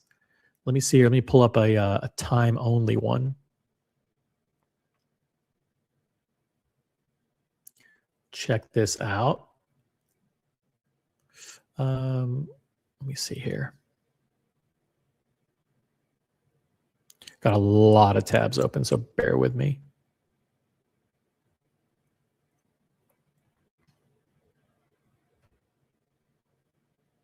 Good design. Good design here. Here's a, this is one without the small seconds. This one has a center seconds. World time 1908. Pretty cool. It's got the Calatrava style batons. The Calatrava style batons. What do you guys think of Watch by Design's design? By the way, you sent it to Rolex, so it becomes the property of Rolex. That's why. They're probably not allowed to accept kind of ideas like that for legal reasons. Let's end the poll. Do you agree with Adrian that Rolex will introduce special OP dials to celebrate the 100th anniversary of the Oyster case? 23% of you said yes. An overwhelming majority of you, 77% said no. 77% of you said no. Thank you, Watch by Design, for sharing those. Very cool. Those images now become property of the original OC channel. Thank you. Let's continue on with these. Maybe he's going on to another. Maybe he's done with the Oyster Perpetual now. Do more of a thing about, make more of a fuss about, is the 70th anniversary of the day date. Although this is the day date. By the way, the day date 40 and the date just 41, and just the date just in general, you never know. They could slightly tweak those things. I don't know how, because they kind of like, we look at them and we think they're perfect. The day date 40. When did Rolex introduce the day date 40? That was introduced in 2015. Okay. Remember that they had the day date 2, which was an absolute disaster. Ugly, ugly, ugly watch. They had the day date 2 and the date just 2. And the day date 40 came out in 2015, 11 years ago. And it looks so good that you think that it's perfect, but they could do some kind of evolutionary improvements. They really could. You never know with Rolex. Incremental evolutionary design tweaks. Let's see. Maybe Adrian's going to predict something here for the day date. Isn't Rolex's most complex watch. It's certainly Rolex's flagship watch. That is true. It is their flagship. It is the most iconic Rolex, in my opinion. Everybody should have a day date. Iconic Rolex. I can't imagine them doing any major updates to the design, but I can see them doing little tweaks to mark the occasion. They'll of course add some new dial options, and I'd love for them to bring. They're not going to do anything for a 70th anniversary. I disagree on that. But will they do the same stuff they normally do? Yeah. But where's your bold prediction? If they're going to do something for an anniversary, where is your bold prediction? Bring back that really deep, dark onyx black dial without any buttons or anything on the dial. Just no buttons. Pure blackness and that little logo. They could introduce some dial textures like they have. They could. Are these predictions or are they just wishy-washy guesses? They could do this and maybe they'll do that. I want predictions. And another thing that I could see them doing is introducing a display case back, just like they did on a Land Dweller, to kind of elevate the watch a little bit, show off some of the finishing, showcase the more watchmaking side of Rolex. Talk about not with that movement, not with the 3255 movement. 3255 is a boring looking movement, unless they introduced skeletonized rotors, unless they had a new movement. But they're not going to. I don't think they're going to do that.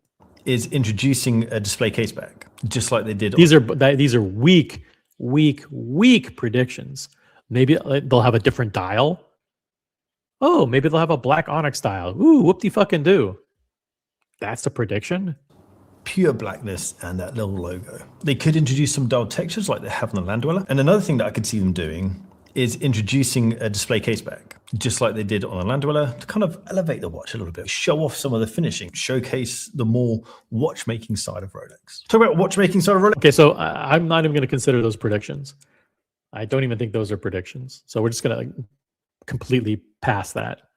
Completely just ignore that whole section. The 1908 range, stunning range. I'm conflicted about it. Stunning range. Do you own one? Do you put your money where your mouth is? This is the thing. A thing about Adrian is he doesn't have a collection of Rolexes. The guy has mostly like Tudors and Omegas, right?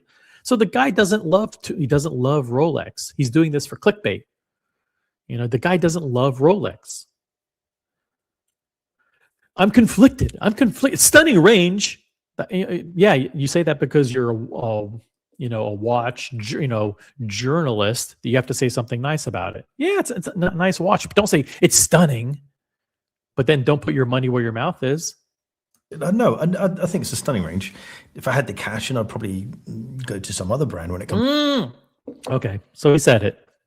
Again, I haven't watched this, so I don't know what he's going to say. But he's okay. So he likes it, but not enough to buy it. Fair enough. You got me, Adrian. The 1908 range, stunning range. I'm conflicted about it. Conflicted because I'm not going to spend the money to buy it. Because if I want a dress watch, I'm going to go to Patek Philippe. I think it's a stunning range. If I had the cash, I'd probably go to some other brand when it comes to a dress watch. Exactly. Oh, he nailed it exactly. All right, I gotta tip my hat. I gotta tip my Rolex hat. To I gotta tip my hat. I don't wear a hat very often. I gotta tip my hat to Adrian on that one. Go to Patek. You go to Patek if you want a dress watch. Not Breguet. Peruka. I see you in the chat. What's up, Peruka?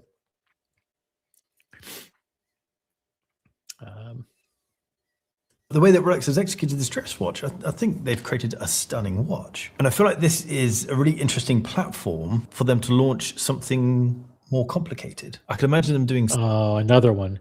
Do these guys all watch the same? They all copy monochrome.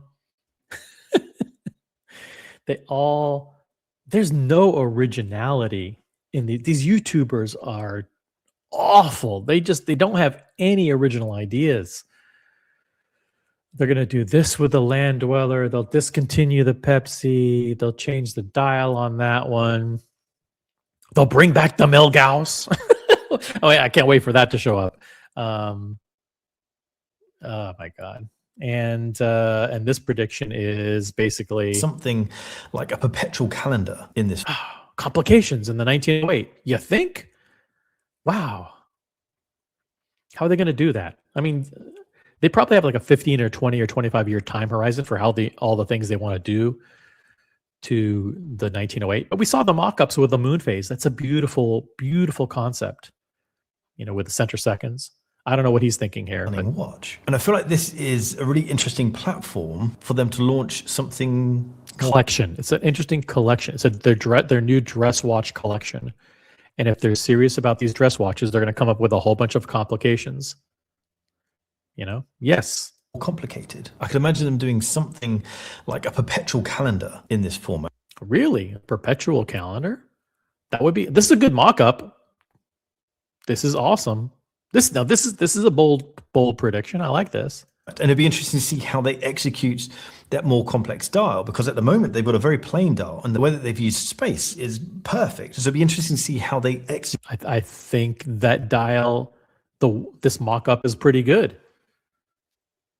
This mock-up is pretty good in terms of how they could make. Let me see if I can get this a little bit. It's not high res. You guys can basically see what it looks like. It's pretty good. I like that.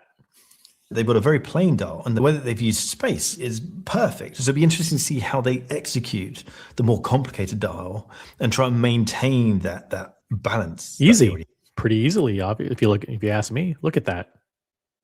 If they could fit all that shit in there, it works. I should probably mention my watch straps. Are they going to be? Nope.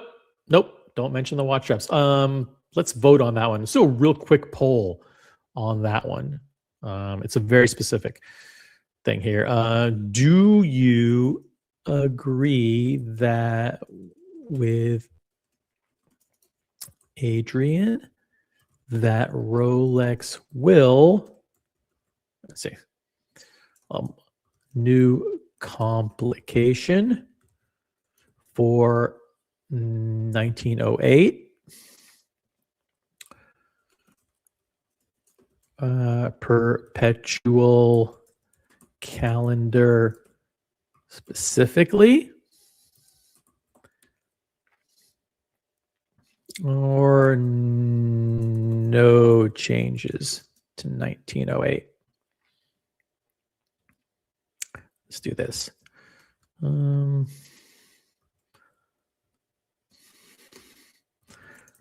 Here are your choices.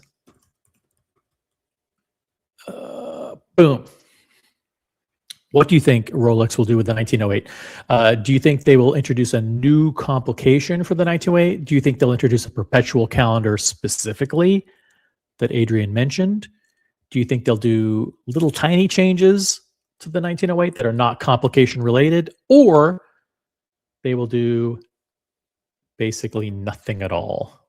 What do you guys think? Vote in the poll. By the way, Peruka, check out this world time. Speaking of the 1908, shout out to Watches by Design, who came up with this simple world time style, no date. Shows all 24. Shows all 24 time zones simultaneously. Okay, got it. Interesting. I like it. Pretty good. The only thing I might change is getting rid of the double baton at the 12 and making the coronet bigger. I would try that. I would try that. And what else would I do? Looks like, ooh, you spelled out Los Angeles. It's not L. Angeles. That gets a big thumbs up for me. That's not L. Angeles. Watch by design. Become a member. Become a member of the channel. Memberships start as low as $4.99 a month for all this incredible content. And you can support Talking Watches with OC, the new daily show. It doesn't need a small second. Okay. How about this one? Do you like this one? Wristwatchholic in the chat. Wristwatchholic, become a member. If you can, Wristwatchholic has a Maybach. How can you have a Maybach and not be able to afford a membership to the OC channel? Come on, Alex, do it. I'm gonna start taking names. I'm gonna start like logging names. People who are enjoying the content for free.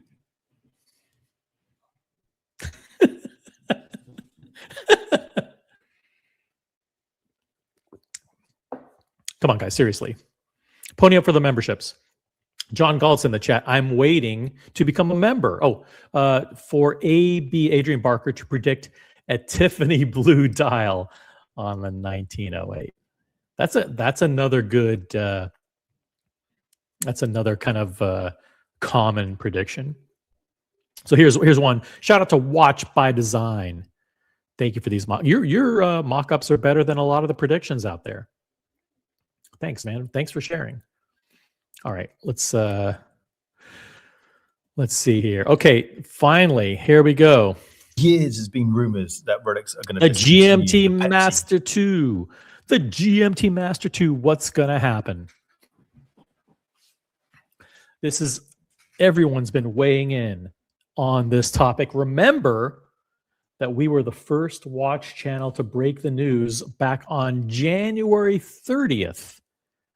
2026, January 30th, we were the first channel to break the news that that there was something going on with the Pepsi, that dealers had it removed from their websites and that they weren't ordering it. They weren't allowed to order it.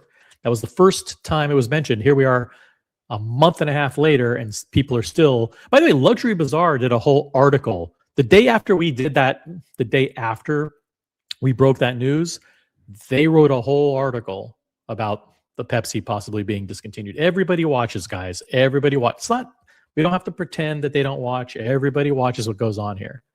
All the people in the industry, all the people at the ADs, all over the world, they're all tuning in. We were the first channel to break the news on January 30th, and now everybody, everywhere, anywhere you go, is talking about the Pepsi's being discontinued. Remember where it started. Remember where it started. Bezel GMT Master 2. And those rumors have been getting stronger and stronger from multiple sources to the point that publications are now reporting that it's being discontinued. When Rolex make the Pepsi bezel, it's quite. There's no evidence. We have no direct evidence that it's being discontinued. All we have is speculation. Just speculation. Have been getting stronger and stronger from multiple sources to the point that publications are now reporting that it's being discontinued. When Rolex make the Pepsi bezel, when they say that, like publications are reporting that ADs confirm that the Rolex that it's being discontinued, all they're reporting is that the ADs saw our channel's live stream that said that the Pepsis weren't on their own websites anymore. That's what they're reporting. It's quite well known that this is a very, very tricky bezel to create. It's a ceramic insert in two different colors, the two old ladies. It all comes down to the two little old ladies in Geneva who are responsible for formulating the exact formula of the powder for the Cerachrome for the red. It all comes down to, if those two ladies retire, it's over. It's over. There's nothing they can do. Contrasting colors. And to make it work, there has to be one base color, and then one half of it is discolored. Often there's bleeding between the two colors and you then can't use those bezels. And there's an insane failure rate with these bezels. There's not an insane failure. There's no evidence that there's an insane failure rate. That is folklore. That is what do you call it when there's like a old wives' tale or whatever they'll call it. What's the name of it? Someone in the chat can remind me what that's called. It's like a lark or whatever it is.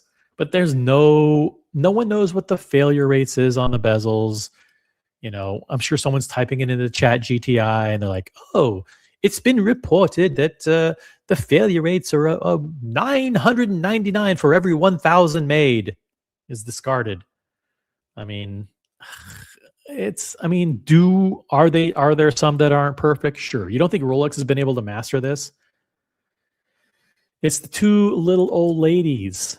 Okay, they know the secret formula, the exact percentages of the powder formula to make the red. That's what it comes down. They want to retire. They're retiring, and there's nothing Rolex can do about it.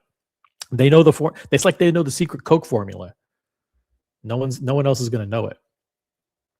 Bleeding between the two colors, and you then can't use those bezels. And there's an insane failure rate. It's an insane failure rate. Like that bezel costs like 6 cents to make. Who gives a fuck if 80% of them, you know, have a little bit of bleed and you have to throw them away? Who gives a fuck? They're literally like 6 cents. You don't think Rolex knows how to make these in the tens of thousands? Come on. It's something like 50% of them. Okay, 50%. Oh my God, 32 cents down the drain. What are we gonna do? What shall we do? We just lost 32 cents. Make another one. Oh, we can't keep going at this rate. It's an insane failure rate. It's an insane. We can't sustain it. It's unsustainable. We can't continue with 50% failure rate. It's added up. Let's see. We made 100,000 watches times 16 cents. You know, we lost $37,000. Ooh, but we sold the watches for like, $1 billion.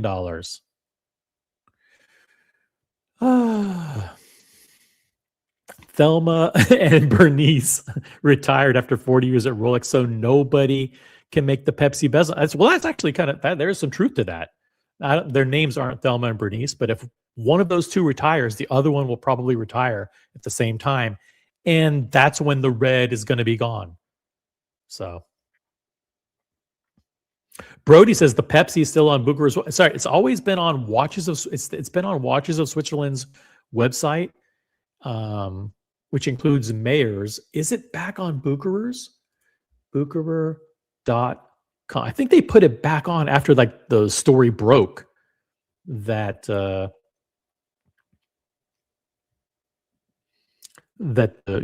red and blue. Let's see here. Let's go to Bucherer.com.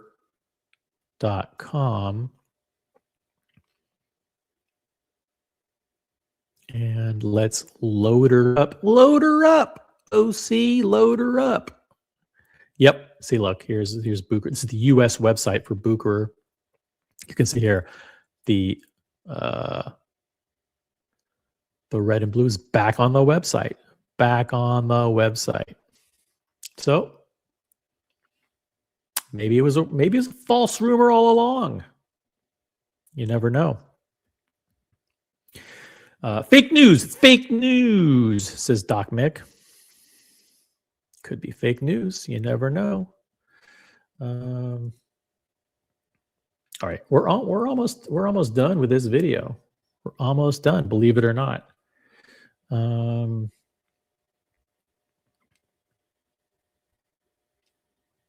Okay, let's keep going. It's fake news. The story is fugazi. It's a fugazi story. Can't be used. And this has been the basis of a lot of the rumors, is that Rolex are struggling to do the production. Rolex Struggling to make. They're struggling, guys. And that's why people think they're struggling. They lost 16 cents for every bezel. She has been discontinued. My prediction is that. Finally, a prediction. Here we go. My prediction is, let's go. These bezel inserts, and that's why people think the Pepsi has been discontinued. My prediction is that not only is the Pepsi bezel going to be discontinued, but the entire range is going to be discontinued to make. Whoa. All right, Adrian, out on a limb. That is now you got to hand it to Adrian Barker. Guys, I tip my hat to you, sir. I salute you. He's going out. Listen, he said this is not going to be a big year. Listen, at the beginning he goes, it's not going to be a big year for Rolex because it's Tudor's 100th anniversary. And they alternate. They alternate every year. That one year Rolex gets the big headlines, then the next year Tudor. And he said this year, we're not going to see any big new things from Rolex because it was a big year for Tudor. It's going to be a big year for Tudor. And now he's saying that they're going to introduce an entirely new GMT Master. They're going to discontinue the entire range. This is the kind of bold prediction I wanted to see. Adrian, kudos to you.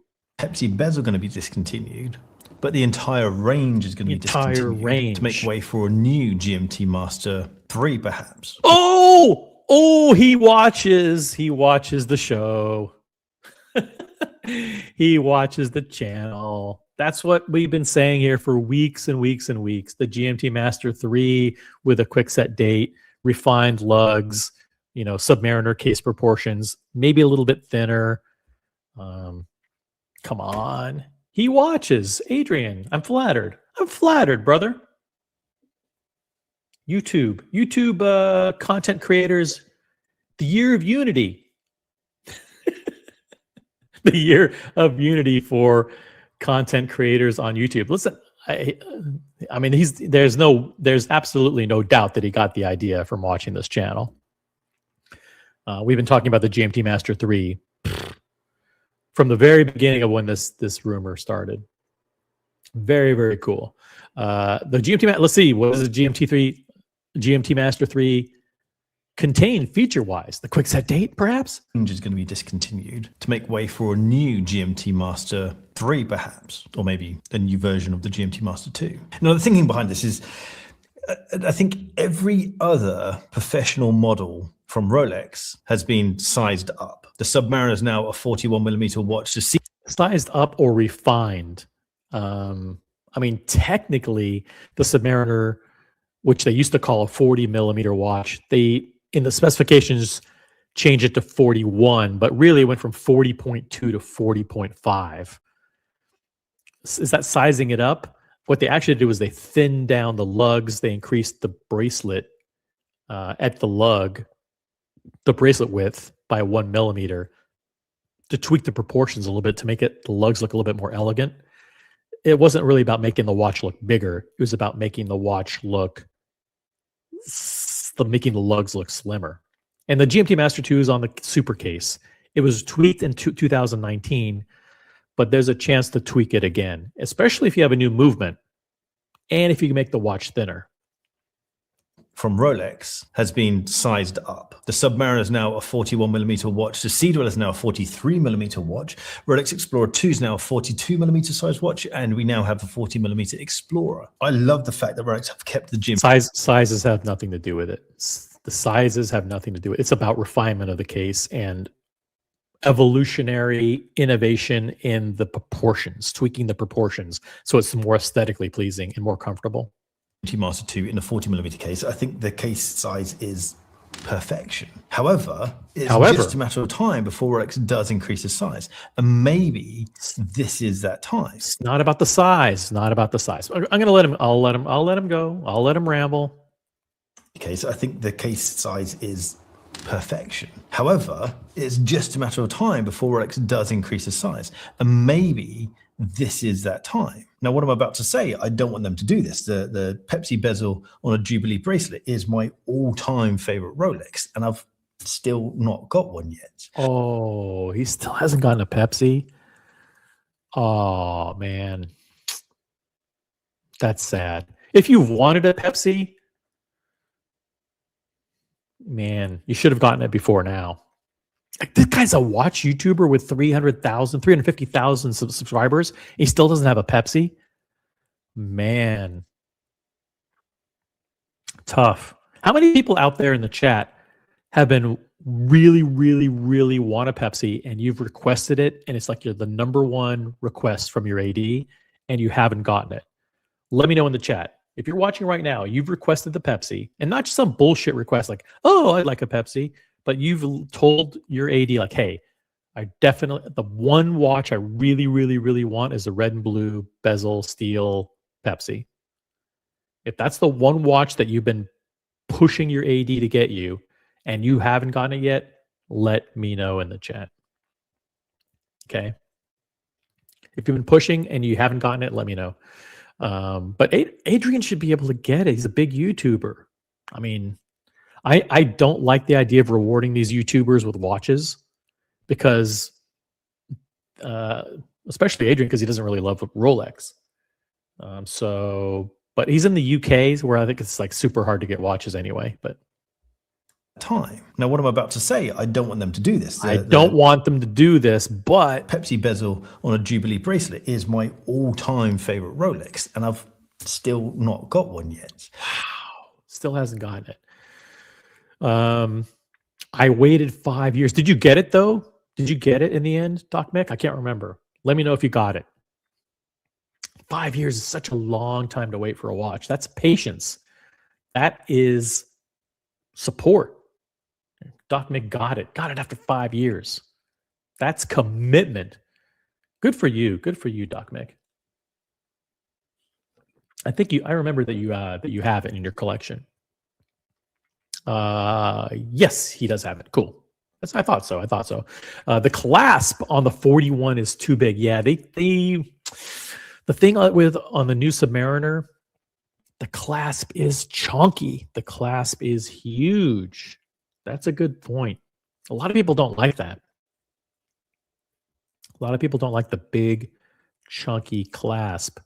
It would be interesting, says Julie Caesar, to see how Rolex implements a quick set date and an independent jumping hour hand. You want the ability to jump the hours for the time zone function, right?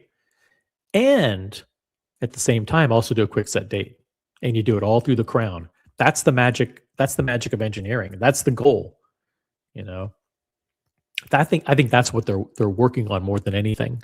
I mean, if you can develop a movement where you're like the 3255, where you're turning it one way to adjust the date and another way to change the day of the week, these guys at Rolex, if AP can do a perpetual calendar where everything's done through the crown, that's monumental. Then of course Rolex can figure out how to do a quick set date. Thank you, Julius Caesar.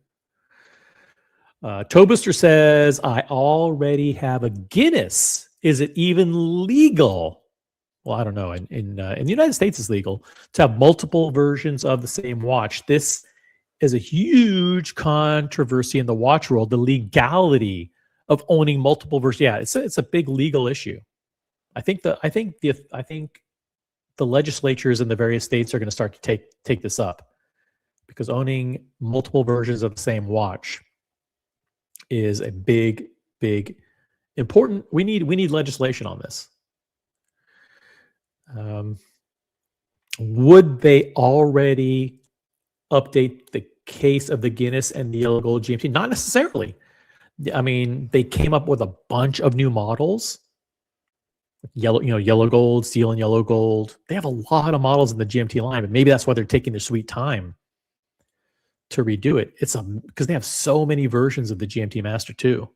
So many. They have the root beer. They got the Guinness, yellow gold, two-tone, full rose gold on Oyster. They got lots of versions. But this is an interesting prediction. Let's see how far he goes with it here. But my prediction is that Rolex is going to. This is an official prediction. Not got one yet. But my prediction is that Rolex is going to launch a 41 or 42 millimeter wide GMT Master 2. 41 millimeter wide case with a 21 millimeter wide bracelet, or even worse, a 42 millimeter wide case. No. Oh, okay. These are crazy predictions. You got to hand it to him. These are bold, way out there predictions. with a 22 millimeter wide bracelet. The Pepsi is such a loved watch. It's not quite as iconic as the Daytona and as the Day-Date, but it is certainly one of Rolex's iconic models. So I really can't see them discontinuing this model. So I feel like these rumors around the change in production or the idea of waitlists being closed because Rolex aren't launching any more watches, I feel like it's more likely for them to come back and relaunch the watch in the larger size. Now I've seen Kudos to Adrian on that prediction. Let's keep watching. rumors circulating around a white dial Explorer. Okay, let's stick with the GMT Master 2 real quick, because I think he predicted a lot here. Let's do a poll. Let's start a poll. Holy shit! I didn't close the original poll. Do you agree with Adrian? Going back to the 1908, shit, that poll's been live for a long time. Do you agree with Adrian that Rolex will, on the 1908, no changes? 42% of you say no changes to the 1908. 29% of you say that there will be a new complication for the 1908. Look at this. 0% of you say that there will be a perpetual calendar. Wow, zero. Not a single person thought that Rolex is going to introduce a perpetual calendar in the 1908. 29% of you said new complication or other minor changes. 29% new complication, 29% other minor changes, 42% no changes at all. Okay.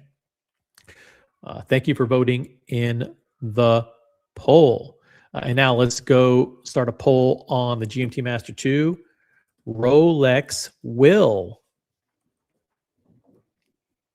We do this poll all the time. New GMT Master 3 with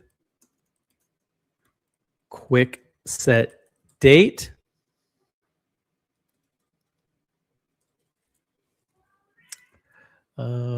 Let's see. Tweaks to the case and bracelet.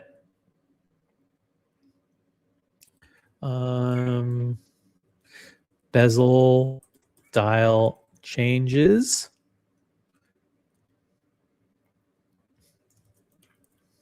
Boom. Boom. Here we go. New poll. This one is about the GMT Master 2. And here are your choices. Your choices are Rolex will come out with a full new GMT Master 3 with a quick set date, or they will make tweaks to the case and the bracelet. They'll refine the case and the bracelet, or they'll just do bezel and dial changes like they sometimes do, like new color bezel or new color dial or whatever, or do nothing at all. Those are your choices. Vote now in the poll. What do you think Rolex will do with the GMT line? And I'll come back to your comment. You got Gil O'Shea in the chat. What's up, Gil O'Shea? Good to see you. I'd like to say hi to every single person in the chat. So he doesn't have a Pepsi. But he thinks they'll increase the size by 1 or 2 millimeters. And he didn't mention, did he mention quick set date? I don't think he mentioned quick set date, did he? It's mainly about size for him. The 40 millimeter case, I think the case size is perfection. However, it's just a matter of time before Rolex does increase its size. And maybe this is that time. Now, what I'm about to say, I don't want them to do this. The Pepsi bezel on a Jubilee bracelet is my all-time favorite Rolex, and I've still not got one yet. But my hunch is, my prediction, is that Rolex is going to launch a 41 or 42 millimeter wide GMT Master 2. 41 millimeter wide case with a 21 millimeter wide bracelet, or even worse, a 42 millimeter wide case with a 22 millimeter wide bracelet. The Pepsi is such a loved watch. It's not. It is. The GMT Master 2 is a beloved line for sure. The Pepsi configuration specifically with the red and blue People love it because it's the original, like from the Pan Am 1955 or whatever. A lot of people like the Batman color configuration better with the black and the blue. A lot of people love the Bruce Wayne configuration with the black and the gray. Just a little bit more conservative, a little bit more versatile, a little bit less cartoonish. But the Pepsi is no doubt iconic.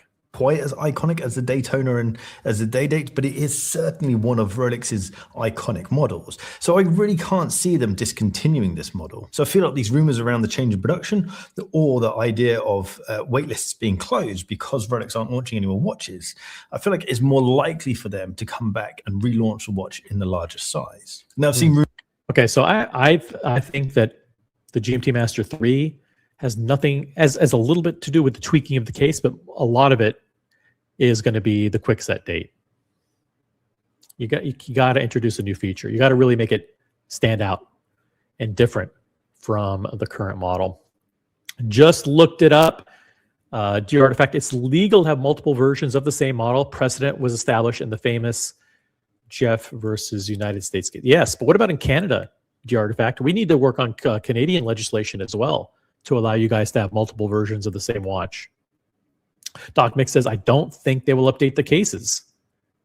It's too soon. Yeah, they shaved the cases a little bit in 2019. Tobister McDonkey, Rolex will not be changing the case of the GMT Master 2. The already upgraded to this 3285 70-hour movement and kept the case the same.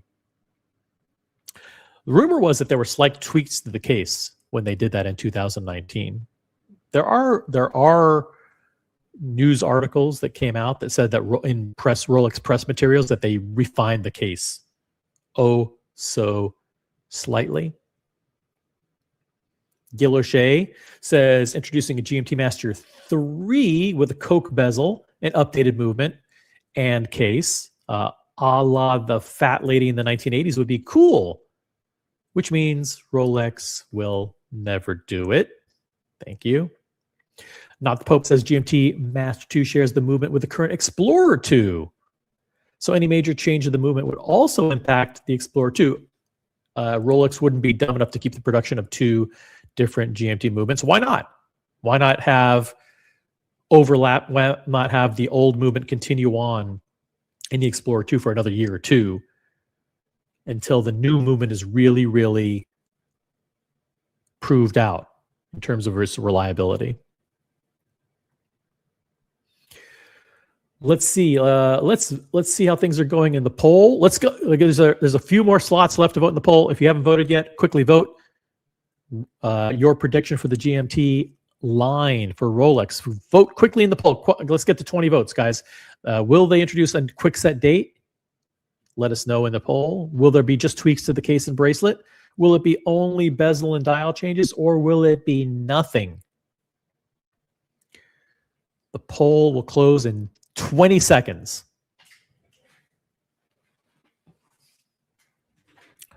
Vote now. Let your voices be heard. Polls are closing. Gil O'Shea, dropping it with some watch knowledge here. Rolex had two different GMT movements for almost 2 decades. Bingo! Ding! I didn't know that, but if that's true, yeah, I mean, Rolex can make a gazillion different movements. Not a problem. Not a problem at all.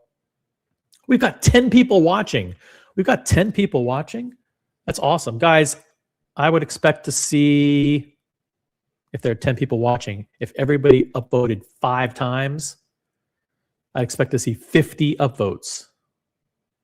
If you're just tuning in, you haven't upvoted yet, upvote the live stream. We need to get to 50. Upvote 5 times, guys, so we can get to 50 upvotes. Let's end the poll. Let's end the poll. That's it. We only have 17 votes in the poll. Come on, guys, vote in the poll. Refresh. Do something. We're gonna quickly pivot to the Theo and Harris video coming up, and we're gonna cover that one. That's a short video, super short. So we're gonna try and cover that in under 2 hours. All right, let's end the poll. What do you guys think will happen with the Rolex GMT Master line? Nothing, 50%. Nothing, 50%. Tweaks to the case and bracelet, 28%. 28% of you say tweaks to the case and bracelet. And then 11% of you say just bezel and dial changes. And another 11%, the remaining 11% of you say new GMT Master 3 with the quick set date. Got it? For those of you watching on the replay, the results are as follows again. 11% say just bezel and dial changes.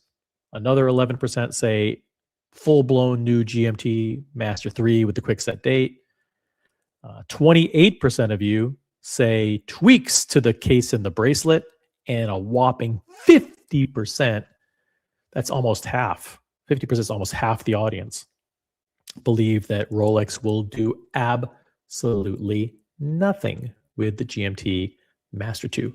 Okay, let's wrap up the remaining 1 minute of this video here. Circulating around a white dial Explorer they've been going around for White dial Explorer, does anybody care? Yes or no? absolute donkey's years. I can't really see that happen. It'd be cool if they did. I can't see it, but it would be cool. Why is everything fence sitting? I can't see them doing it, but it would be cool if they did. So if they do it, I'll say, wow, I said it would be cool if they did it. If they don't do it, told you they wouldn't do it. You know, Adrian, I love the bold prediction on the GMT Master 3. Big case. I mean, I don't agree with it. I don't think they're doing it because of the size. I think they're doing it because they're going to refine and make it more elegant and introduce new features. But we need bold predictions like that, not these wishy-washy, like, you know, they could do this, maybe they could do that. One thing that they might do is this. No. Your prediction. We want predictions. quite like one of those, and I think it'd look amazing. But I can't see that happening. I've seen the wishy-washiness. Come on. Explorer they've been going around for absolute donkey's years. I can't really see that happen. It'd I be can't cool see if it, they did. but it'd be cool. I'd quite like one of those. I'd like think it. It'd look amazing, but I be can't see amazing. that happening. I've seen But it's not rumors gonna happen. around them relaunching the Milgauss. He's been on 4 sides of the same issue. Oh, the Milgauss. Oh, sure enough, he has to include the Milgauss. Oh, fuck. I thought we were going to get away with at least one YouTuber not talking about the fucking Milgauss. I can't see that happening because I can't see the angle. I can't see it. This is Monochrome. He basically not stole, but he read the article from Monochrome.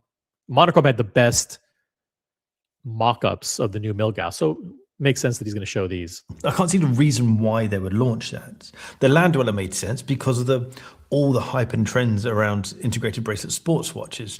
Rolex already had it in the back catalogue, so it kind of makes sense to No new Milgauss. I like that prediction. relaunch that into the modern day and join this hype around integrated bracelet sports watches. Come back to the Milgauss. I don't see what the story He had to cut it and edit it because he went rambling on and on and on about something else. Watch that. That's funny. and join this hype around integrated bracelet sports watches. Come back to the Milgauss. He went on for such a long rambling rant that his people are like, dude, we just have to cut that nonsense out of the video. Okay. Launch that into the modern day and join this hype around integrated bracelet sports watches. Come back to the Milgauss. Cut. I don't see what the story would be around them launching the Milgauss. The idea around the Milgauss was to launch a watch that can withstand magnetic interference. Milgauss representing 1,000 Gauss, which at the time was really impressive. But today, basic Omegas can handle 15,000 Gauss. Nobody cares about Gauss. This is I boring. don't see what the story would be for Rolex to bring back the Milgauss. I could be completely wrong. There are so many people predicting that. Don't equivocate. If you don't think they're going to bring back the Milgauss, predict it. They're not going to bring back those. Well, I could be wrong. There are a lot of people predicting it could come back. No, it's not coming back. It's not coming back. What the fuck's going on with these YouTubers, guys? Seriously, man. And bring it back. So maybe they know something that I don't. Maybe. They're not bringing it back. Just fucking say that. Gauss. So I don't see what the story would be for Rolex to bring back the Milgauss. I could be completely wrong. There are so many people predicting that they're going to bring it back. So I apologize. Maybe they know something that I don't. I don't understand how that would fit within Rolex lineup. So these were my predictions of. All right, those are your predictions. Shout out to Bark and Jack. I gotta give it to him. He's a team player. team player. I'm going to drop a link. Don't go anywhere, guys. We're not leaving. We are not leaving. Okay. This is the link to Bark and Jack. Check it out. Next up is, we're not going anywhere, guys. We got one more YouTuber to cover. Got one more YouTuber. And I think Theo is using AI to generate these videos. This doesn't even look like him. This is craziness. Let's turn on the subtitles. It's time for Theo's 2026 Rolex predictions. Thank you, Adrian Barker. He's a good sport. Dear Artifact says, I think these Milgauss predictions are the most unhinged of all. I really can't see them resurrecting a model that wasn't popular. It was a dog. It was a dog. It wasn't popular when it was part of the catalog. It was a dog in the lineup 5 years ago. Nobody wanted one. Ugly fucking blue-green dial and a green crystal. Ugly. And now all of a sudden people want it back. Get out of here. They don't want it. They don't want it. Thank you, dear Artifact. All right. Next up, Theo and Harris. Theo has some predictions as well. And it's time. We're gonna get to these. But thank you. By the way, Theo, let's see here. Theo's videos don't get a lot of views, but he's entertaining. He's a really good sport. Really, 165,000. That is crazy. 165,000 subscribers. That is a lot of subscribers. Let me just get a direct link here because I want to give him some love. Theo and Harris. Boom. I'll drop a link to Theo and Harris in the chat. Make sure you're subscribed. Tell them OC sent you. Okay, let's get to the predictions. All of the most. First of all, I like the clean look. Is this his real hair color? I mean, there's it's like literally. It looks. Does that look like real hair? I mean, it's like perfect. Doesn't move. He got rid of all the facial hair. This could be computer generated. This could be a computer generated image. All of the most important watches from all the world's most important brands basically are being released in 2 weeks in Geneva. Today's episode is sponsored by our friends over at... No product promotion. No product. These social media douchebags with their constant promotion, being paid to do this, paid to. I like Timex. Timexes are so wonderful. Timexes are so cool. And it's a big thing. Paid sponsorship. I'm being paid to say this. Oh no, I really do like Timexes. Timexes are so nice. Yeah, sure. No, I'm getting paid, but I also do like them.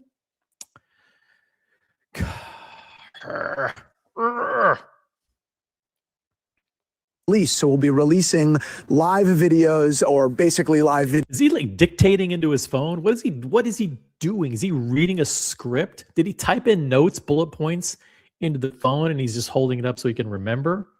Videos from about JLC, about Chopard. I don't know why Chopard came to mind. I just really like their experience. Rolex. What the hell's he rambling about? I can't. Okay, I have to back it up. I have to skip that stupid thing. Let's try to understand. This is a short video. This is 7 minutes. We're going to get through this video lickety split, okay? I want to see what the hell's going on here. Let's see if we can understand what he's talking about. I know he likes to ramble, but let's Theo, Christian, zoom, focus, man. Focus on, let's get this done. All of the most important watches from all the world's most important brands basically are being released in 2 weeks in Geneva. Today's episode is sponsored by our friends. for the release. So we'll be releasing live videos, or basically live videos from about JLC, about Chopard. I don't know why Chopard came to mind. I just really Why did Chopard come to mind? Why did you start with JLC? Why not stock? Why don't you say Rolex and Patek? Rolex, Patek, AP. live videos from about JLC, about Chopard. I don't know why Chopard came to mind. I just really I don't know. I don't know why. Your brain is crazy. Your brain is fried, bro. like their experience. Rolex, everybody. This is third behind JLC and Chopard. Oh, and Rolex and everybody. Everyone there, I'm going to be talking about. I'm going to be sharing photos and live coverage. But today, I want to. Hey, cool. Theo's going to be, by the way, OC and Theo, Christian. People keep correcting me. Like, his name's not Theo. I get the Christian from Theo and Harris. We will be at Watches and Wonders in Geneva. I'll be providing live coverage as well. Do a little prediction episode, and it's going to be about Rolex. Here we go, guys. The prediction, the 2026 predictions from Christian. But bear with me, because it's not going to be brown nosing like a lot of folks do. No, there's not going to be any brown nosing here. No brown nosing at all. I really want to say that I'm done, and this is a fairly succinct episode. Oh, I'm done. Okay, this is a fairly succinct episode. Let's see. Christian, I'm going to put you to the test. I haven't watched this. As you guys know, I don't watch these videos before I review them. I like to do a first-time reaction, along with you guys. Like, I'm assuming like 99% of you guys have not seen this video, right? We're going to watch for the first time together. It's all about togetherness, guys. The community. Let's watch it for the first time and react in real time. Okay, I'm done with something, and this is a fairly succinct episode. Let's see how quickly he can get to the point, because sometimes I have trouble following him. Sometimes he's kind of way out there. He rambles. We're gonna have, guys, we're gonna have a conversation. The conversation is gonna be about Chopard, and the conversation about what they're really. And he's like, 5 minutes later, like, what the fuck's he even talking about? Like, I thought this was about predictions, bro. So I want predictions. You're promising succinctness. You're promising clarity, getting to the point. Let's see what happens. I'm rooting for you. Do. I really want to say that I'm done, and this is a fairly succinct episode. Even though I'm wearing a Rolex GMT Master, I'm done hearing the same darn predictions about. Yes. All right. Now we're getting somewhere. He's wearing the Pepsi. I'm liking this so far. Let's get to the point. I really want to say that I'm done, and this is a fairly succinct episode. Even though I'm wearing a Rolex GMT Master, I'm done hearing the same darn predictions about this freaking brand. It's almost unfair to them to expect a shakeup, and I find that the predictably boring news and overinflating its importance just takes all. Guys, screenshots are gold. I love these screenshots. Christian makes the best faces of anybody on YouTube. There's literally any place you could pause the video and get a great screenshot. He's the best. He's such a good guy too. He's don't. Okay, I'm sorry, man. Oh, he's funny. A shakeup, and I find that the predictably boring news and overinflating its importance just takes all of the fun out of it. Who gives a shit if the GMT is going to be discontinued? We've been talking. Oh, come on. We have to speculate about something. Of course we give a shit. It's fun. It's fun to speculate. This is the best time of year for these predictions and the speculation and the rumors. Come on, we like it. It's fun. About this for years. You couldn't really get one anyway. And for the last 4 years, they've been saying, "Oh, it's impossible to make a Pepsi bezel. It's impossible. It's impossible." I love it. Actually, I kind of like this video so far. It's pretty good. Let's see what we got it going on in the chat here. Glad he ditched the 1970s mustache. Yeah. Yeah, he looks better without it for sure. It was a bit creepy. I don't know if it was creepy. It was just weird. was like very Magnum PI-ish, that stash. His jacket is a size, let's see here, a size extra small, says Mathis. I don't know how you can tell that by just looking at this image. John D disagrees. It's extra, extra small.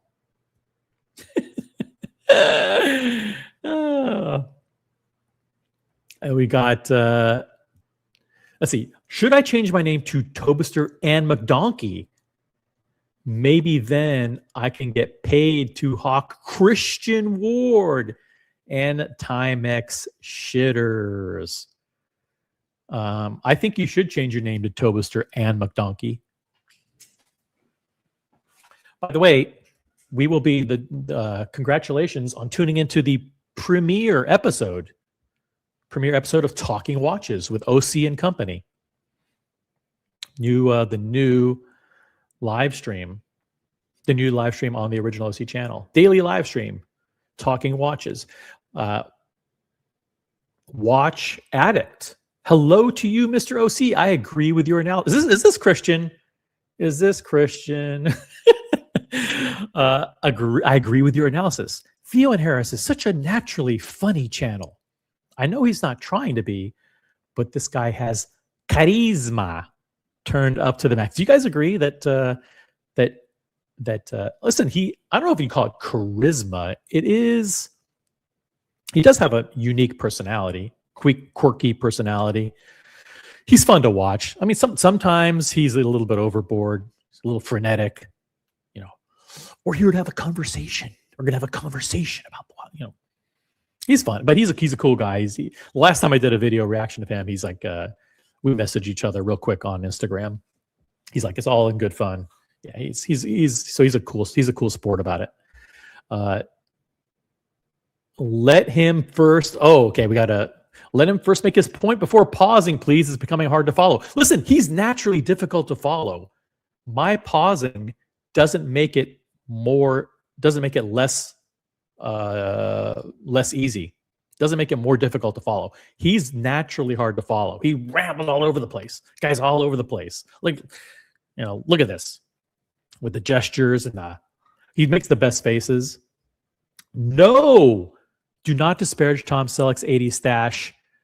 Theo was rocking a YMCA BDSM style stash for a while. Okay. I stand corrected. Why do all these watch channels sound like department store sweater brands? Yeah, well, I got to add an ampersand. The ampersand's cool. OC and Company coming soon. And we got MJ in the chat, member of the channel. Happy Sunday, all. That's good. Thank you, MJ. Thank you for being a member. Thank you for watching for 2 seconds, and then going back to redoing the garage or whatever you're doing, plowing the snow, crazy snow or whatever. OB1. Okay, we're going to play the video. I'll try to pause it less, but become a member. The link to become a member is somewhere in the chat. And by the way, if you want to be a member, if you just want to subscribe to Theo and Harris, I'll drop the link to Theo and Harris chat here, the channel. Here we go. Ready? Back to Theo. Okay. Brand. It's almost unfair to them to expect a shakeup, and I find that the predictably boring news and overinflating its importance just takes all of the fun out of it. Who gives a shit if we do? If the GMT is going to be discontinued? We've been talking about this for years. You couldn't really get one anyway. Every year. And for the last 4 years, they've been saying, "Oh, it's impossible to make a Pepsi bezel. It's impossible. It's impossible to make them." They're all. Did you hear about these failure rates? The failure rates are through the roof. It's not sustainable. They lose 16 cents on every failed Pepsi bezel. Rolex can't survive. It's unsustainable. Deleted or broken. You can't do it. They're discontinuing. Oh, I'm telling you. And every people have told me, Christian, I know from the inside, as a matter of fact, it's inside information. I'm going to give it to you. They're being discontinued. year after year after year, and nothing happens. And by the way, he's not wrong. He's not wrong. And then, but what's worse is that people predict the Coke is coming back every year. It's like, well, they can't produce the Pepsi bezel because of the red, but they'll come out with a Coke. I love that one. It does get discontinued. It's not really that interesting of news anyway. If the He's got continued, it's not really that interesting of news anyway. If the he's grasping for something. It is a big deal. It is kind of a big deal if the red and blue bezel goes away. It's kind of a big deal for those people who haven't had a chance to get it. But yeah, I mean, is it the same shit every year? The Milgauss is coming back. They're introducing a Coke. Blah blah. Yeah, I get it, but it's the fun of this time of year. It's okay. After year, and nothing happens. And by the way, if it does get discontinued, it's This hair. Look at this hair, guys. The hair. There's not a single hair out of place. The hair and makeup people. I don't think this could be AI. This could not be the real. This could be a fake Theo. This could be a computer generated Theo on a green screen. I'm just saying. It's not really that interesting of news anyway. If the Daytona comes out on If the Daytona. a Jubilee bracelet, that's cool. It's not interesting news, though. It's not actually that interesting of news. I'm making an episode after this about Bezel, the watch market company that's now kind of turned watch trading into online gambling. That's Online gambling. That's not cool. interesting. You know what's interesting? The next 5-10 years of the land. He keeps showing. Everyone keeps showing these monochrome mock-ups. Nobody has the originality to come up with their own mock-ups. I mean, I'm not like a real YouTuber, so like I'm not going to come up with mock-ups. I don't really have predictions. I'm clout chasing. I'm jumping onto other people's predictions and trying to make content. Gambling, that's interesting. You know what's interesting? The next 5-10 years of the land dweller. That's Fascinating. It's fascinating. Correct. interesting because it's not a small change of a model. Remember, Theo said this is going to be a very short, succinct video. He's going to get to the point quickly. It's, will Rolex be able to kind of stick the landing on a new collection of watches? And when it's a brand like Rolex, as opposed to a, more fly-by-night brand, those collections have just hundreds of millions of dollars in brand value. And will the designers and the market researchers and the retailers be able to come together to produce something that the consumers really, really like? Is everyone following? Hey, OB1, you said I shouldn't interrupt. Are you following now? Does it make a lot more sense? Are you understanding his point? Is it easier to follow? Are you having a better time following him? Of millions of dollars in brand value. And will the designers and the market researchers and the retailers be able to come together to produce something that the consumers really, really like, both the enthusiasts and the mass market people? Will they be able to market it well? Will they be able to brand it well? Will they be listening to the consumers that have criticisms about whether it's the name or the dial pattern, right? The sizes, the materials. That's interesting stuff. Is everybody understanding his prediction? He said this was going to be a very succinct video. Is everyone understanding his prediction? I didn't interrupt. Okay, I didn't interrupt. Are you happy now? Is everyone following?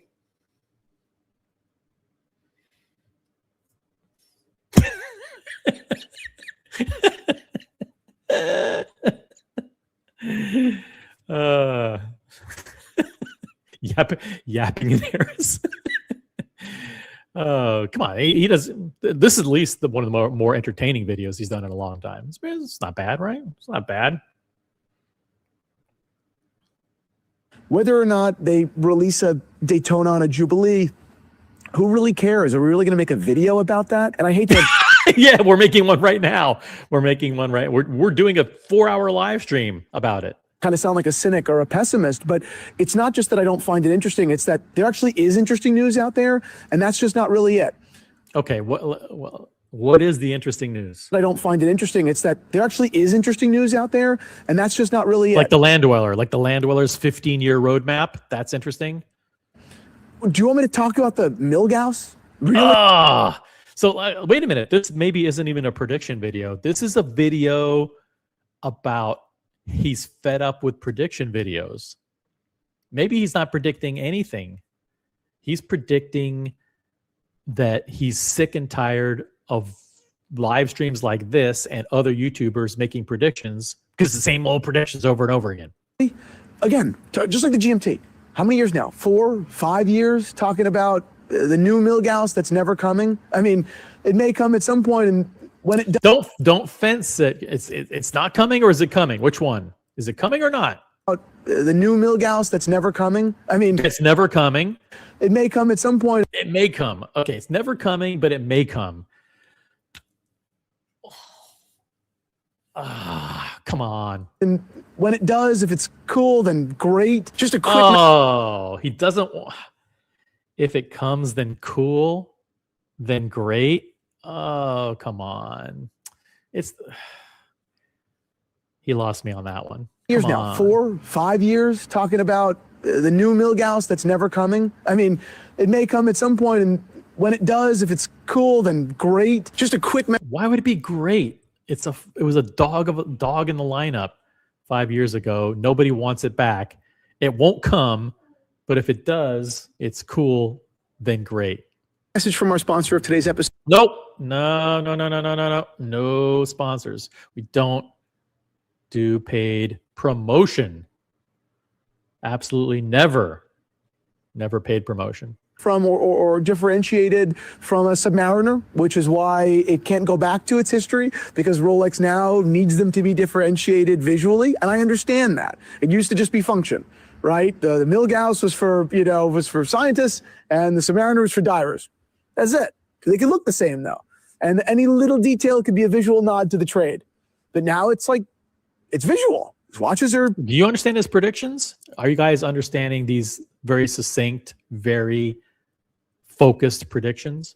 Pieces of jewelry, and that's kind of it, right? So the Milgauss has to remain in many ways very far from its past. Otherwise, it steps over into Submariner territory too much.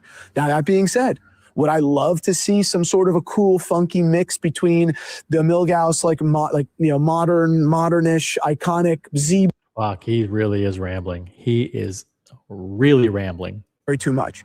Now, that being said, would I love to see some sort of a cool, funky mix between the Milgauss, modernish, iconic Z blue and the orange with the lightning bolt, maybe a honeycomb pattern? Why do these YouTubers have to say that it would be cool if they did this? I would really like if they did. Come on. It wouldn't be. You don't want this. Nobody would buy it. Mix between the Milgauss, modernish, iconic Z blue and the orange with the lightning bolt, maybe a honeycomb pattern. But I love to see that. Fuck yeah, that'd be super cool. Fuck yeah, I can say it right here on this channel. Fuck yeah. But like I'm done. I feel like I'm the kid of a broken home that's waiting for his dad to come home for his birthday. He said he was coming this year, Mom. No. You don't know, Dad. Wow, that's a very weird analogy. Wow, that's a very personal, to compare the Milgauss to a kid from a broken home. Jeez. I'm done. I feel like listen to this again. This is dark. Like I'm the kid of a broken home that's waiting for his dad to come home for his birthday. He said he was coming this year, Mom. We know that Christian has a very tight relationship with his dad. Like he and his dad go on trips and they're very tight. So it's very weird that he would say something like this. I'm the kid of a broken home that's waiting for his dad to come home for his birthday. He said he was coming this year, Mom. No. You don't know, Dad. I know, Dad. And he's coming home. He told me he's coming home. And then the poor mother is in the kitchen just regretting every decision she's ever made, right? Her father told her not to marry him and she didn't listen. She had to be independent. What the hell is he talking about? And this is classic Theo. Oh man. He promised he was going to be succinct. He promised he was going to be focused. This is entertaining as fuck. I gotta tell you, this is one of the best videos he's ever done. I don't understand any of his predictions, but this is a great video.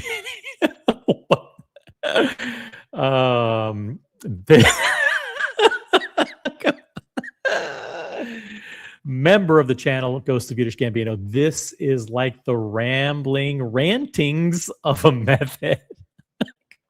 Come on, there's no evidence, no evidence that he engages in any kind of consumption of meth. Come on, guys, keep it clean. Keep it clean. Wow. What the fuck is he talking about? It says watch it. This is a classic Theo rambling. PG's in the chat, member of the channel. I may have missed this earlier. Is he recording outside always now because he's homeless? I don't know. Maybe he comes from comes from a broken home now. Maybe his dad was, according to MD Chaz, his dad was a paid actor. He actually comes from a broken home. Dad, please come home for my birthday this year. Why is he holding his phone like this? It's like he doesn't look at his phone once. He doesn't look at his phone once, not a single time. Wow. Oh my God. Theo, it's ADHD. He has something. He's super hyper. Let's keep going here. This is what 10 years of peddling vintage watches does to a man. Love it. Theo's a good sport. He's a good sport. Okay. All right. Let's learn more. Let's understand this broken home story. Like I'm done. I feel like I'm the kid of a broken home that's waiting for his dad to come home for his birthday. He said he was coming this year, Mom. No. Look how manic he gets during this story. You don't know Dad. I know Dad. And he's coming home. He told me he's coming home. And then the poor mother is in the kitchen just regretting every decision she's ever made, right? Her father told her not to marry him, and she didn't listen. She had to be independent. She had to be irreverent. She knew fucking everything. And now I, the son, I know Daddy's coming home. Daddy ain't coming home.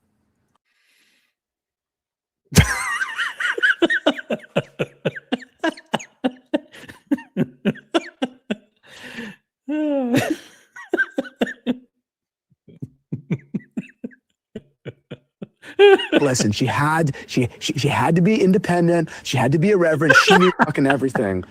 And now I, the son, I know Daddy's coming home. Daddy ain't coming home. And if he does, it's not to see you. Okay? Dad's coming home because he left a pack of Marlboro Reds in the drawer upstairs. Okay? If Rolex releases the Milgauss, what the fuck? It's not to see you.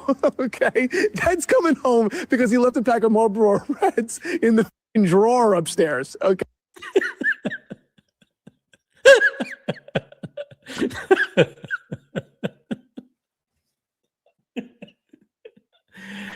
Wow, this is the craziest Rolex prediction video of all time. This is amazing. Original Mathis. Remember the channel. What's wrong with these watch nerds? he's making the case for arranged marriages. Hey, Dad has a better chance coming home than any of these predictions. I haven't heard any predictions. And then we got Yo Leo in the chat. Unpopular opinion. I like Theo. That's not unpopular. I wouldn't say that's unpopular.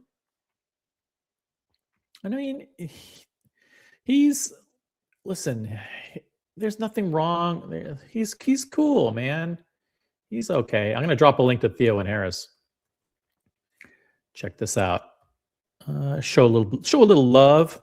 Subscribe to the Theo and Harris channel. I mean, honestly, like you could just wait. If he does any cool videos, I play them here. So, yeah, you can like Theo. Nothing wrong with that.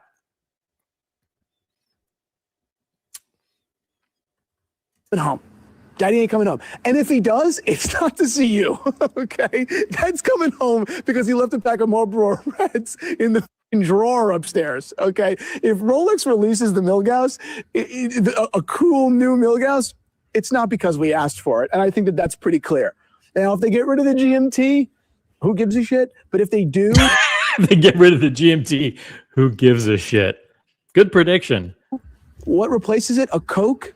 Are there any people that were on What's a Coke? A Coke is a GMT, right? A Coke is a black and red bezel GMT Master. Come on. shit? But if they do, what replaces it? A Coke? Are there any people that were on the list for a Pepsi that aren't going to be on the list for a Coke? Are there any people that wanted a Pepsi that are going to be like, no, man, I actually preferred the Pepsi bezel. I'm not really interested in the Coke right now. I'll wait for Pepsi to come back. No, right? So much hype that it's not even really product driven anyway. I mean, on a level, sure, but not really.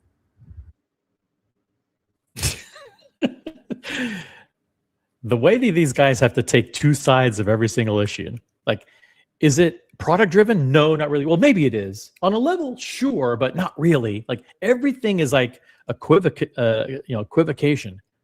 Like, yes, like, no, they're not going to get rid of it. But if they do, it'd be good.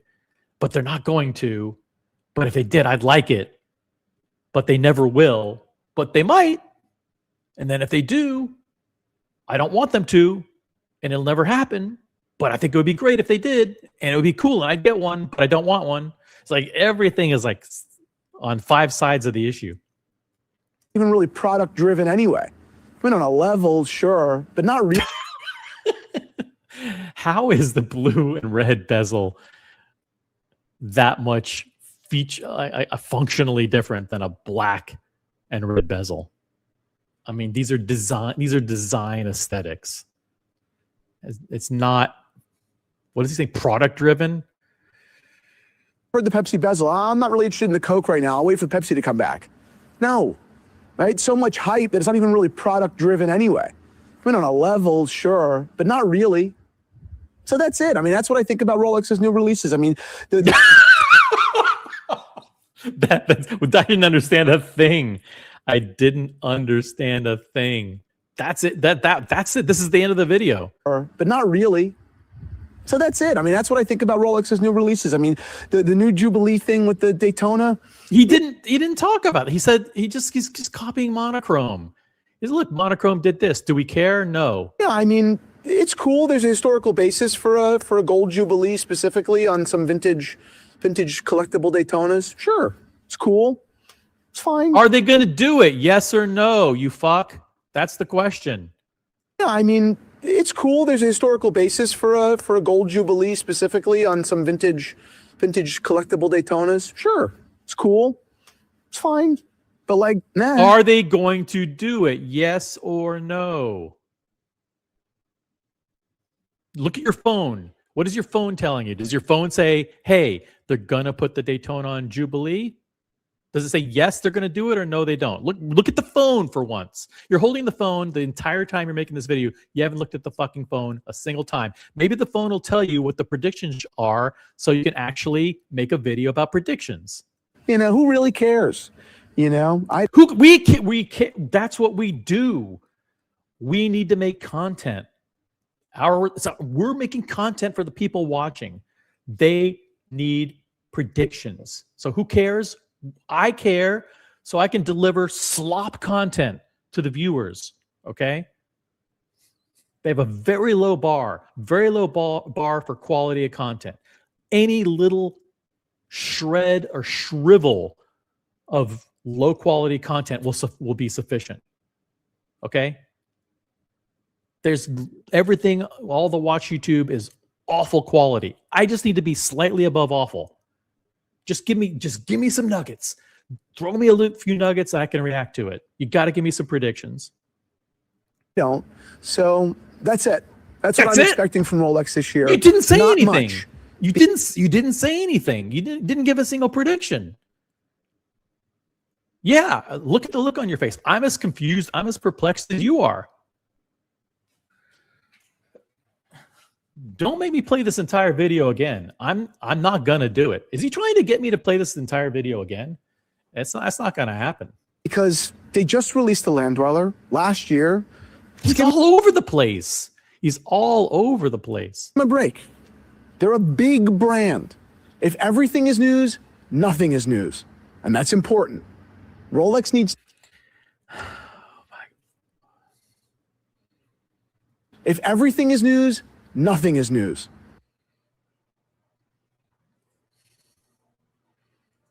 They're a big brand. If everything is news, nothing is news. And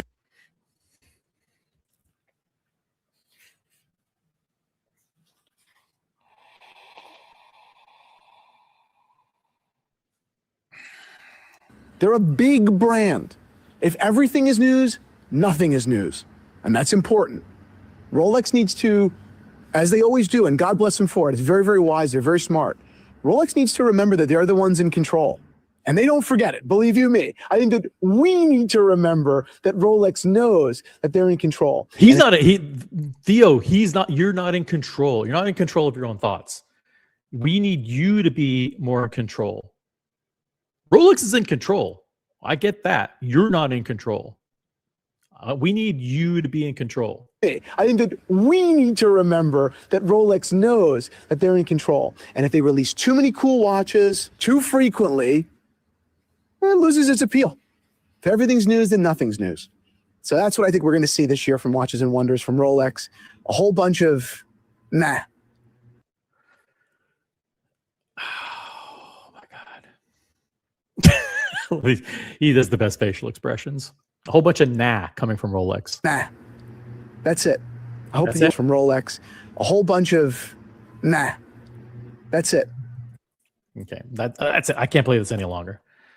I cannot play this. A shout out to Theo and Harris. Shout out to Christian.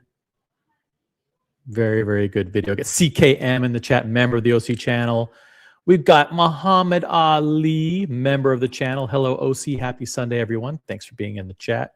By the way, check if you have a star next to your name, check and make sure that you have used your member milestone chats, your free $500 super chats. For every member, you get a free $500 super chat. Just click on free member milestone chat when you're typing in your comment.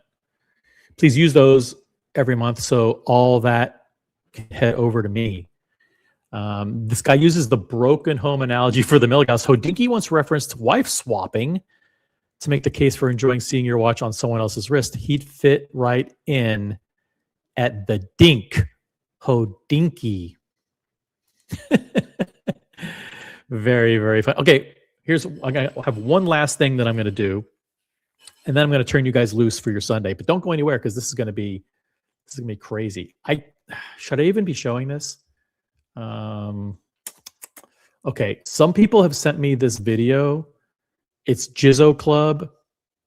I haven't seen any of his videos in months, but I got multiple people sent me this video. They said, you have to play this video. Okay, hold on a second. I'll pull it up. Bear with me for a second here. I have not watched this. Please don't make me regret this. If you sent this to me, this better be damn good. I almost don't want to play it. I really don't want to play it, but let's see. I mean, I guess we'll see what's going on here. This guy is just like so cringe. I don't know. Do I even want to play it?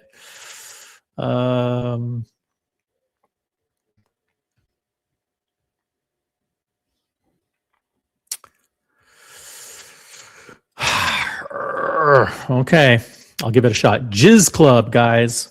Shout out to Jizz Club. I have not watched this. Here we go.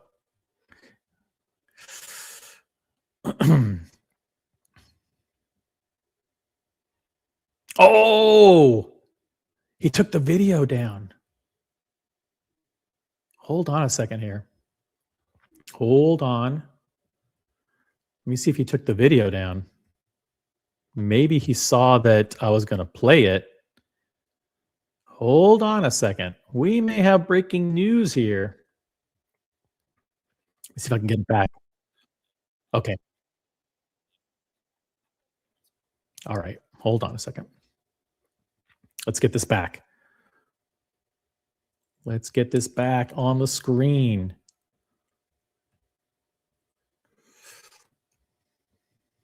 All right. Boom. All right. Can you guys see this? All right. Here we go. I haven't seen this yet. Retail experience video circulated to Rolex corporate. A Rolex manager told me this, which is funny because my initial reaction was, oh shit, did they like the video or dislike the video? He's lying already. He's lying already. What? A Rolex manager? Oh, come on. Jizz. Stop with your nonsense, man. Because there's two ways of thinking about it. One, Rolex corporate is like, okay, why the hell did this kid walk in and get a Panda Daytona? Or two, Rolex corporate doesn't give a fuck about no one. Rolex corporate knows who you are. Come on, stop. Okay, now I know why you guys sent this to me. You guys are triggering me intentionally. No one at Rolex corporate gives a fuck that you got a Panda Daytona. You know who should care? The people who are the hardworking people who are customers of, I don't want to say the name of the retailer because I know the name of the retailer, and those people should be furious. All the VIP customers at that retailer should be absolutely furious that you got a Panda Daytona. If you actually got it from them as your first Rolex, those customers should be pissed off because there's no way in hell that you deserve a Panda Daytona as your first Rolex from an AD. So that's who, chances are the people at that AD know who you are because they've been flooded with a bunch of negative reaction from customers who said, why the fuck did you give this kid a watch? This guy's a total fucking douche. Is he like, come on. two, Rolex corporate sees the video, is like, okay, Rolex corporate hasn't seen anything, dude. hey, this kid is promoting what we want to see in a Rolex retail relationship, which is Oh, they don't. They don't want to see a kid walking in off the street getting a Panda Daytona. This guy is delusional. I can't stop pausing this. Is everything the guy says complete horseshit? is selling to customers who genuinely love the product and won't. He only loves hype products. He only loves watches that go for over retail. Now, that's something that I actually admire, but shouldn't you be a little bit more accomplished in life before ADs? Shouldn't you be a little bit more successful and financially stable before you get? I mean, the guy literally said, I don't like the code 1159. I don't like the offshore. I'm not going to buy them. I'll pretend to buy them and give them as gifts in order to get a Royal Oak. He only wants Royal Oak. He only wants the Nautilus. He only wants the Panda Daytona. Only wants a GMT. He only wants watches that go for over retail. He's a hype collector. Nothing wrong with. I like that, but just don't lie and say you love the brand when you don't. Flip. Fortunately, the Rolex manager told me it was the latter. Rolex manager told, so some SA that worked at your boutique. Corporate said positive things about the video. Do not say the words Rolex corporate. Nobody at Rolex corporate knows who the fuck you are. Okay, no one at Rolex corporate keeps tabs on little tiny influencers. They don't know who I am. They don't know who you are. They don't know who 90% of these social media douchebags are. 100% chance they do not know who you are. And I'm very happy that Rolex corporate knows who I am because this kid's fucking, I was gonna say delusional, but he's just flat out fucking crazy. He's fucking crazy. He'll probably take this video down.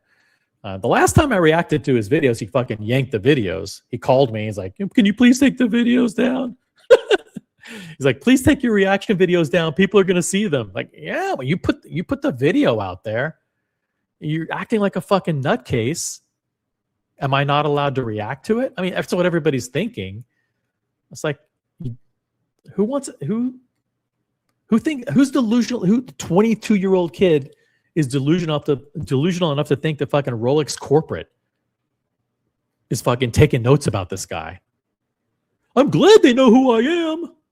Dude, You're nuts. As you guys have seen, AP Corporate has been, showing a lot of love to me, and I've been AP Corporate doesn't know who the fuck you are either. Believe me, the people at AP House are, have fucking written fucking instructions. Do not give this guy a watch. Do not sell him a Royal Oak. Guaranteed. If AP ever gave this guy a Royal Oak, they would have hell to pay. They would be a fucking laughing stock. They would be ridiculed for that decision. So the AP House in New York, I met, by the way, well, I don't want to say too much about it. Shout out to the folks at AP House in Miami. They were phenomenal hosts. I'm going to say they know who I am. I don't say shit like that because they don't know who I am. But listen, the people at AP House, if they know this guy, they will, and they're smart, they'll never sell this guy a watch. Never. I would actually blacklist the kid, because his videos are so cringeworthy. I mean, he's definitely not the kind of person that you want to represent AP. getting, recognized, and I've started shaking hands with AP Corporate. I haven't. Oh my God. The level of, I mean, there's no other word for it. The level of delusion is just off the charts. It's just off the charts. It's so great having a tight relationship with AP Corporate. Shook hands with Rolex Corporate yet. So, dude, come to Geneva. Come to Watches and Wonders with OC. Well, Rolex Corporate isn't like roaming around, milling around anywhere for you to bump into them. I definitely want to do that because I love Rolex. But this is a really interesting bullshit. You hate. No one loves Rolex more than I do.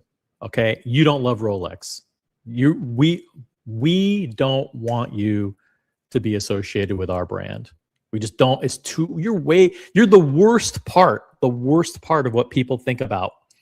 When people think about the negative sentiments about Rolex, they're thinking about this kind of stuff. This is the part that we want to expel out of the brand. Fun fact. So the Rolex manager actually told me that one of his sales my AD said, fill in the blank, told him that one of his clients called him and apologized for being too transactional. Said that, from now on, he wants to build a more genuine relationship with him. When the Rolex... This guy just... Relationship, journeys... Everything is about getting hype watches. Rolex manager said this to me. I was a bit confused. Are you saying this client did this? We're confused too because we have no idea what the fuck you're talking about. Because he's seen my videos? And the Rolex manager was like, actually, yes. The client said because he watched my videos and he saw that at the end of the day, Rolex really cares about... Rolex doesn't care. The boutiques are operated by retailers. Like Bucherer, Watches of Switzerland, Longs, Kearns, Gary's. Okay? It's genuine clients who love the product, that he decided to call his Rolex AD to apologize, which is... I have no idea. I don't know what the fuck he's talking about. This makes no sense to me. Really funny to me. And I'm just throwing this out there. It's really funny. I know Rolex Corporate usually doesn't work with any, quote unquote watch influencers, but I'm pretty... What the hell's he talking about? They don't work with low level nobodies. Who does Rolex work with? Let me see if I can remind you.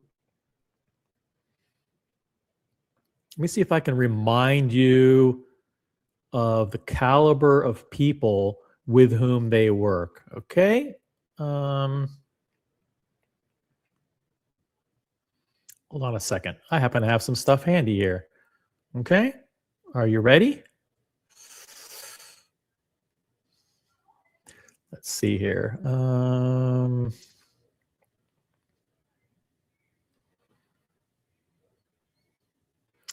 I got something here.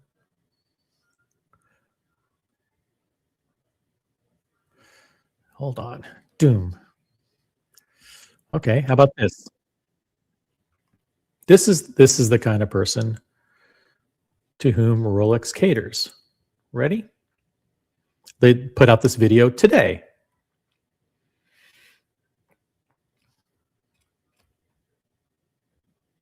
It's like social media dinks. I know what I am. I know what I want to do. It's something that I really feel passionate about. I'm just trying my best to like make memorable pieces of art. Really.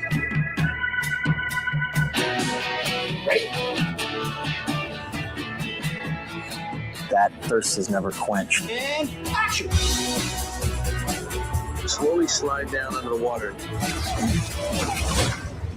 It really is a lot of hard work to make a movie. Ooh, I got it. Cinema doesn't lie. Film does not lie. And the Oscar goes to... I thank you all for this amazing award tonight. That was the best acting I've ever seen in my whole life. Thank you. There you go. Leonardo DiCaprio up for an Academy Award tonight on the Oscars. And that video was put out today by Rolex. Check out the next one.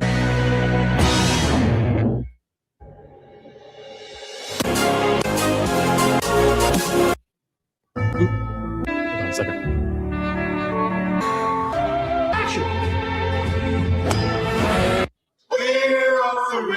Maybe this was just what I was always meant to do. I've had a lot of ups and downs of just being a young person in this industry with no kind of roadmap. I just want to do things that kind of continue to challenge me and keep me inspired and creative. I demand so much of myself, and sometimes that can suffocate you. Even if it's brutal, I still like to enjoy the process. The New York Times recently called her an unstoppable cultural phenomenon. From Spider-Man, Greatest Showman, GQ described her as the busiest young star in Hollywood. Please welcome Zendaya. Thank you. It wasn't a matter of if, it was a matter of when.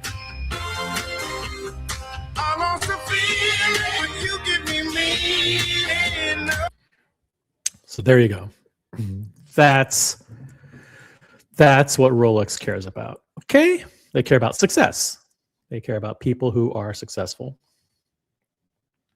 Confident that they're not going to release a white gold turquoise dial Daytona. Listen, if anyone from Rolex Corporate is seeing this and you guys would be interested in making this a Jazo Club edition watch, oh my God, that would be... I know this is wishful thinking, but I think that would... Guy is such a dick. I mean, really. I mean, it's like I get... For every 100 people who send me a message and go, oh, OC, like, that guy is such a douche. There's one person who goes like, why are you being so hard on the kid? And I get it. Like, OC, you're an old crusty dude. Why are you ragging on some young kid who's getting into the hobby? I get that. I mean, it's like, it's all like tongue in cheek. It's all in good fun. But like, the guy really does come across as a kind of a dick. I mean, I thought he was going to learn from the other videos that he made about AP, about how he was demanding to get a Royal Oak as his first watch from AP. Apparently, he hasn't really learned all that much about being humble. It would be such a smash, and it would be so good for marketing purposes. And I'd be it'd be so good for Rolex marketing to be associated with a 22-year-old Asian kid who has accomplished nothing. I mean, no offense. Like, I'm not ragging on the guys. Like, but you're nobody. You are literally nobody. Okay. I'm not saying I'm somebody. I'm not saying any of these watched YouTubers or anybody, but you're definitely not anybody. Honor to spearhead this marketing campaign. Oh my God, I'm literally getting horny. I mean, I'm literally getting red just thinking about this. What did you just say?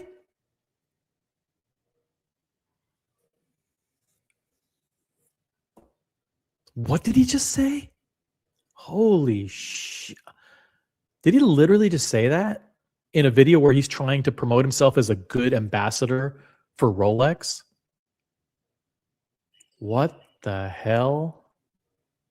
If you guys want to see the white gold turquoise dial Daytona, make sure to like and comment on this video. No, we don't want to see that. Yeah, not if you're involved in it. Yeah, stay tuned for more Jizzo Club. I recently Jizz Club, guys. He puts the jizz in Jizz Club.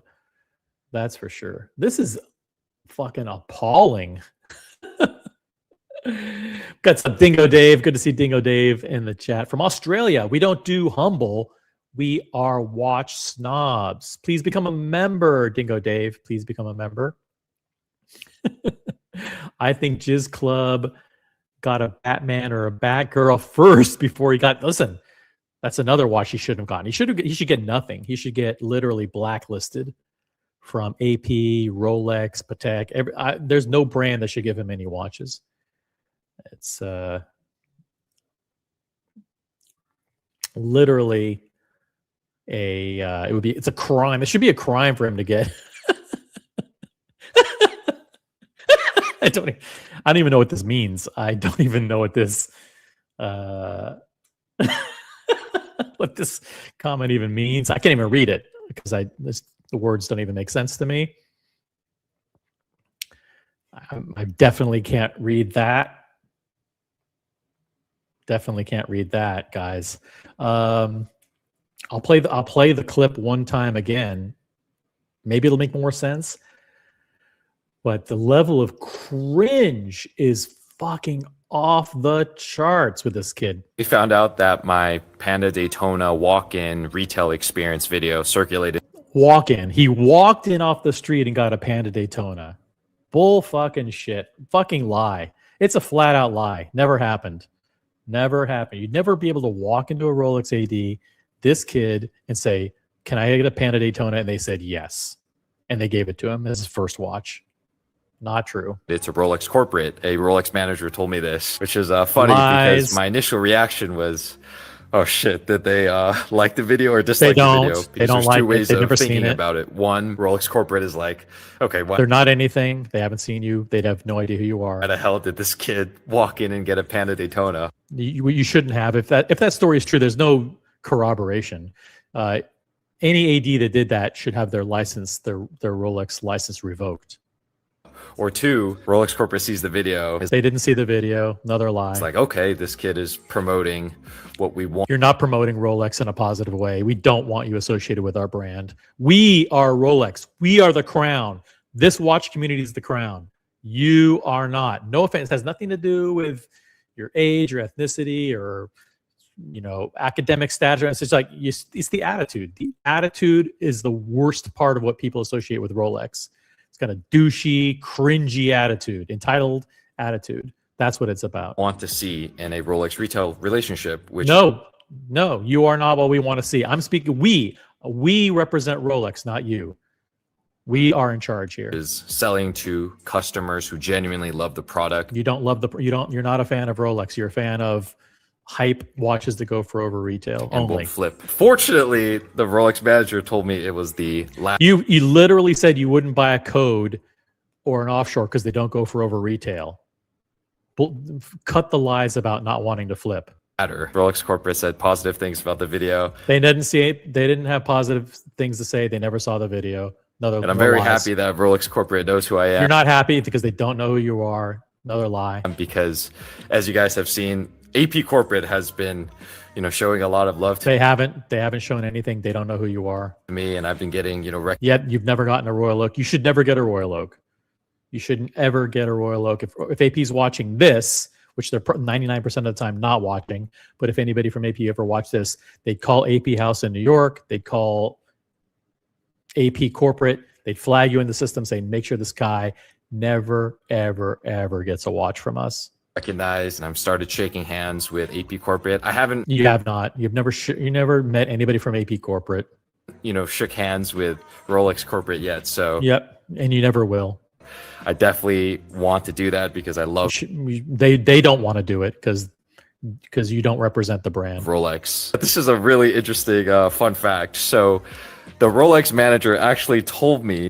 My AD told me, which is 99.9% lies, that one of his salespeople told him that one of his My AD guy told me that one of his salespeople told him that someone else told him that one of the clients told him that they said it's just a bunch of lies. Clients called him and apologized for being too transactional. That makes no sense. Nobody would call and apologize for that. This is a fucking made up story. Said that, from now on, he wants to build a more genuine relationship with him. When the Rolex what does that have to do with you? What does that have to do with you? Are you saying this client did this because he's seen my video? What is... Come on, it's pure nonsense. And the Rolex manager was like, actually, yes. The client said because he watched my videos and he saw that at the end of the day, Rolex really cares about genuine. They care about real loyalty. They don't care about fucking bullshit hype on social media. Clients who love the product. That's not you. That's not you. You don't love Rolex. He decided to call his Rolex AD to apologize, which is... That story made no sense. The story is fucking... most convoluted story, more convoluted than Theo and Harris has ever been. It's really funny to me, and I'm just throwing this out there. I know Rolex Corporate. I'm throwing it out there that I am absolutely fucking done with the Jizz Club. Absolutely fucking done. So, guys, thank you for tuning in. I want to thank Adrian Barker. I want to thank Christian from Theo and Harris for letting me play their content. And I want to thank all you guys for tuning in. We got zero super chats the entire time. We got 2 member chats, which is fine. We got 2 member chats. I want to thank Dear Artifact for being a member for 17 months. I very much appreciate it. Thank you for being a member for 17 months. Got Mikey, member for 16 months. Very cool. Mikey is a member at the senior consultant level. Thank you very much for being a member at the senior consultant level. Mikey, appreciate your membership for 16 months. Thank you, Dear Artifact, membership for 17 months. 0 super chats. We did a 3-hour live stream with 0 super chats. That's commitment. Okay? We bring you the good stuff here. And we don't have to, we did it. And we did it because you deserve the good content. You deserve good watch content. Okay?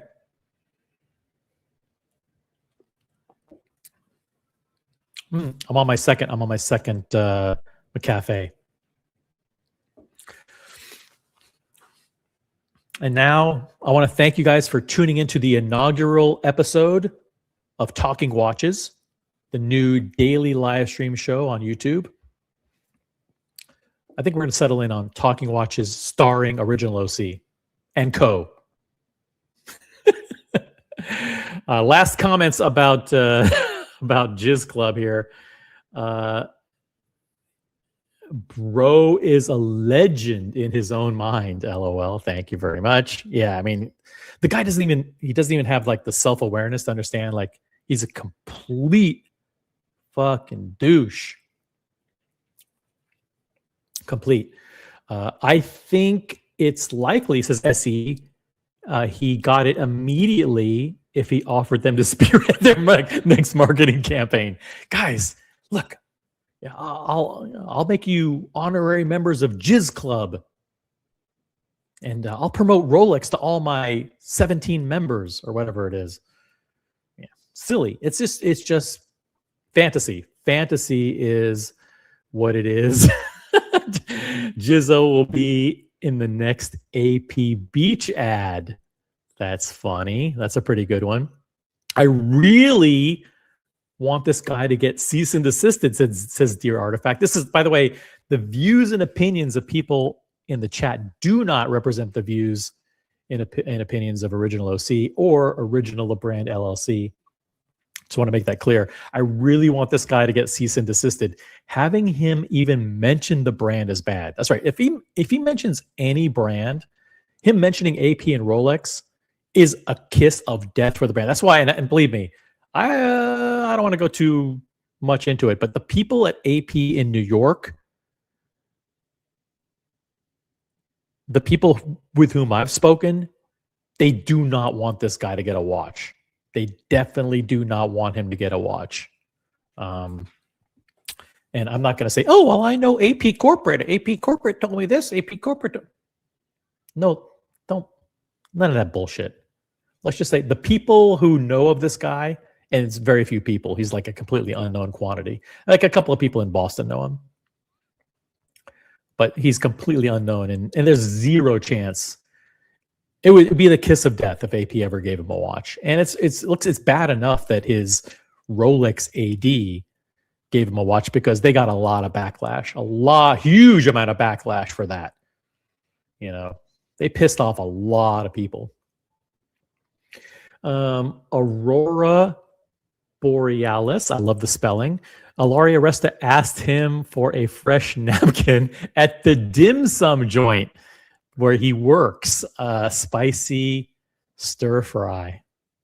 Come on, like that's not funny.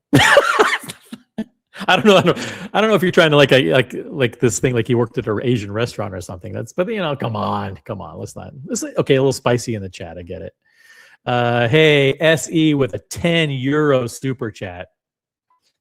The first and only and best super chat of the show. Only caught parts of it, but thank you, OC, for bringing us this good fun. Actually, you should go back and watch the whole thing. This is actually one of the good shows. 80% of the live streams we do are really, really bad. Extremely low quality content. This one was one notch above.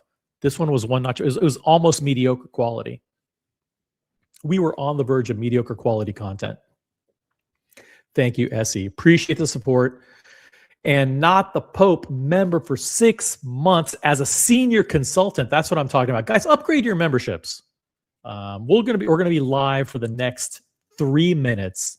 Let's see how many people can upgrade their memberships. If you upgrade to the next level, it's only like an additional $5. Come on, guys. We want to have all members here. We want to have at least members at the senior consultant level. I'm going to drop a link to the memberships. I have no shame in saying that, listen, this live stream is one of the best live streams in the world on Sunday mornings about watches, hosted by one guy in his basement. If you use that criteria, we're the #1 watch live stream on YouTube. So come on, show a little bit of support. I renewed the YouTube Premium this week, $140. We're going to Watches and Wonders. I'm spending, I don't know how many grands on it. You guys don't have to pay for that. I'm not going to force you guys to pay for my exorbitant first class ticket to Geneva for Watches and Wonders. Thank you, Not the Pope. Appreciate it. Let's see how many people we can get to either become a member. Yes, Mr. Tudor, to you. I'm still looking at you. Or upgrade your memberships in the next, except for SE. SE is already at a super high level. SE doesn't have to upgrade. We're going to count it down. Upgrade your memberships right now. Or do it in the privacy of your own home off the stream when the stream's off the air. Thanks to Rolex. Thanks to Zendaya. Thanks to Leonardo DiCaprio. Tune into the Oscars later tonight. Thank you to Theo and Harris. Thank you to Adrian Barker for letting us play their videos consistent with the United States copyright law. And here's what I'll do. I'll drop a link to the after show. VIP after show.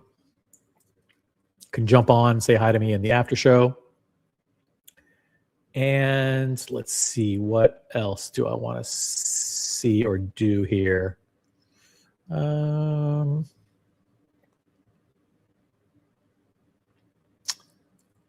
Let's see. I guess we can do it. We'll play a video on the way out. We're already going to get copyright struck for playing these Leonardo DiCaprio videos, these Rolex videos. Let's find another little doozy to play here on the way out.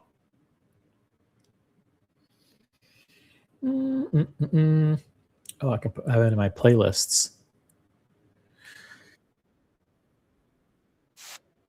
Let's remind everybody of, let's see, I like the Reach for the Crown's a good one. Ready? All right, guys, reach for the crown. Have an amazing day. Have an awesome rest of your weekend. And we'll catch up with you next time. Peace out.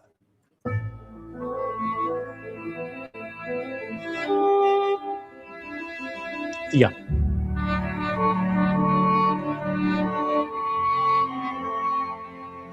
Love you guys.